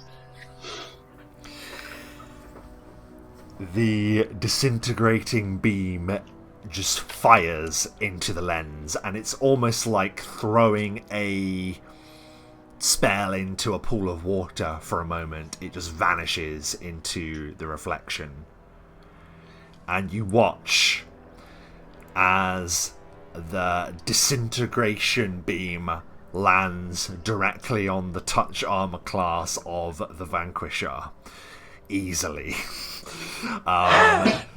Could you roll me 40d6, please, Pop? Oh, 40.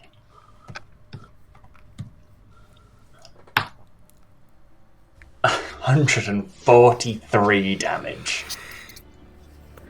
Just a little damage.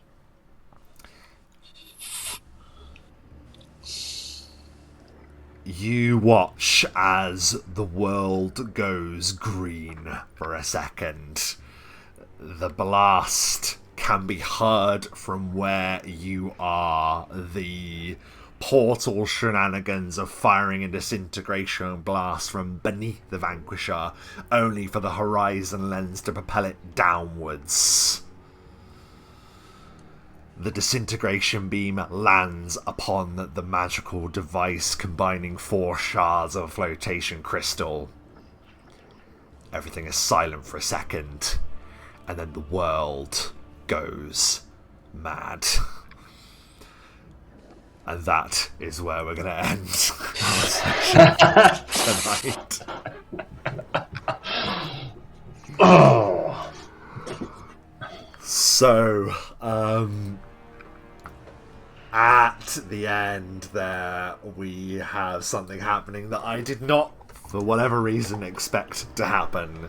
But regardless, here we are. So,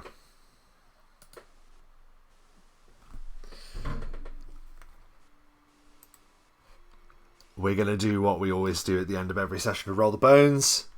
And that is, we're going to very quickly debrief. Mike, thoughts and feelings at the end of the session? Matt, in case we lose him. Matt, in case we lose him. That's a good idea. I thought it was cracking. I very much enjoyed it.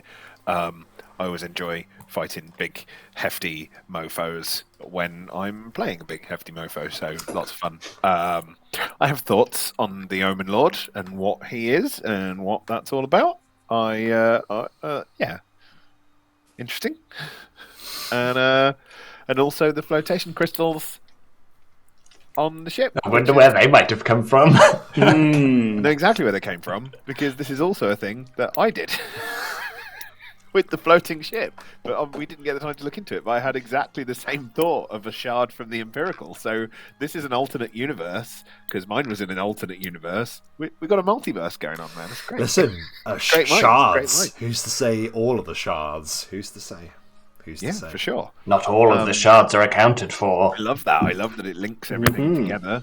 I thoroughly enjoyed the horrendous creature under the ocean. But then again, as I've said before, I absolutely adore everything Lovecraft. I have the Lovecraft thing on around my neck at the moment. I adore it. It's very, very Cthulhu, fucking horrifying. So yeah, kudos. Oh, I'm glad to hear it, man. That's great. And yeah, I wasn't being subtle about some things this session, but we will learn more as we progress. Mike, thoughts and feelings at the end of the session? Similar, except I need to add, oh, my ankle. Again. Yes, Galaric has a recurring injury now, which is unfortunate. But yes, it's nice to see how things are tying it. Again, there's another question of when is this? Like, when does this tie in with what we did with the Strangers? And how much, say, if this is successful against the Vanquisher, how much is this actually going to delay or affect the Omen of War? But I like, yes, seeing all these threads knitting together and seeing how it's going to develop. I can't wait for next time. Yeah, we are very close to learning exactly when you are as well. It could be but a few doors away. But no, glad for your thoughts, and again, amazing for being a good sport, mate. Every time you get one of those fumbles, it's the most savage outcome possible. So, maybe not the most savage, but one of the most savage outcomes, obviously. Floor night at your service. The floor night at your service. And finally, Dom, thoughts and feelings at the end of the session. Yes, very enjoyable. I loved running around in the smoke for a bit. It was cool. It was a bit useless. It did what it needed to do. It did exactly so what I it was needed to pleased do. that it stopped them getting having to split their focus. So that was good fun. I loved the Cthulian monstrosity beyond comprehension. I loved that it's got a grand illusion holding everyone's minds away from it. That's a very exciting thought and prospect. I can't wait to look into that more. I think once we saw that whole bit, and with the Omen, there was no changing Pop's mind that the Vanquisher had to be destroyed. So I was pleased that Matt thought of a good way of doing that without totally putting our necks on the line to get in and then back out. So that was great. And then the world's gone mad. I did not guess for 1 second that was going to happen, and I suppose I should have seen it because, of course, as soon as you have the horizon lens, you're like, oh, we'll just use it now then. I was like, oh, yeah, I guess you could just use it now, can't you? So that just shows me. So surprising me as well. I don't know if you saw me fumbling to get the screens and the Vanquisher in the right place or whatever, but there we are. But yeah, really glad you enjoyed it, and yeah, we are coming very much to the climax of this chapter of the story, and I'm very excited to see where we go from there. For those of you watching to the very end, thank you ever so much. Lots of people watch our sessions, but not many people like them. So if you want to see more like this, please give us a like. I mean, I'm going to play anyway, but we would really appreciate your support. So always like and subscribe to us here at Roll the Bones, and as ever, we finish the session saying these immortal words: bone them rolls. Bone them rolls. We'll be back at the end. Bone them on the floor of the world. Bone them on the floor. Don't tell your mum. Don't tell your mum about Don't the tell floor your mum about the floor night.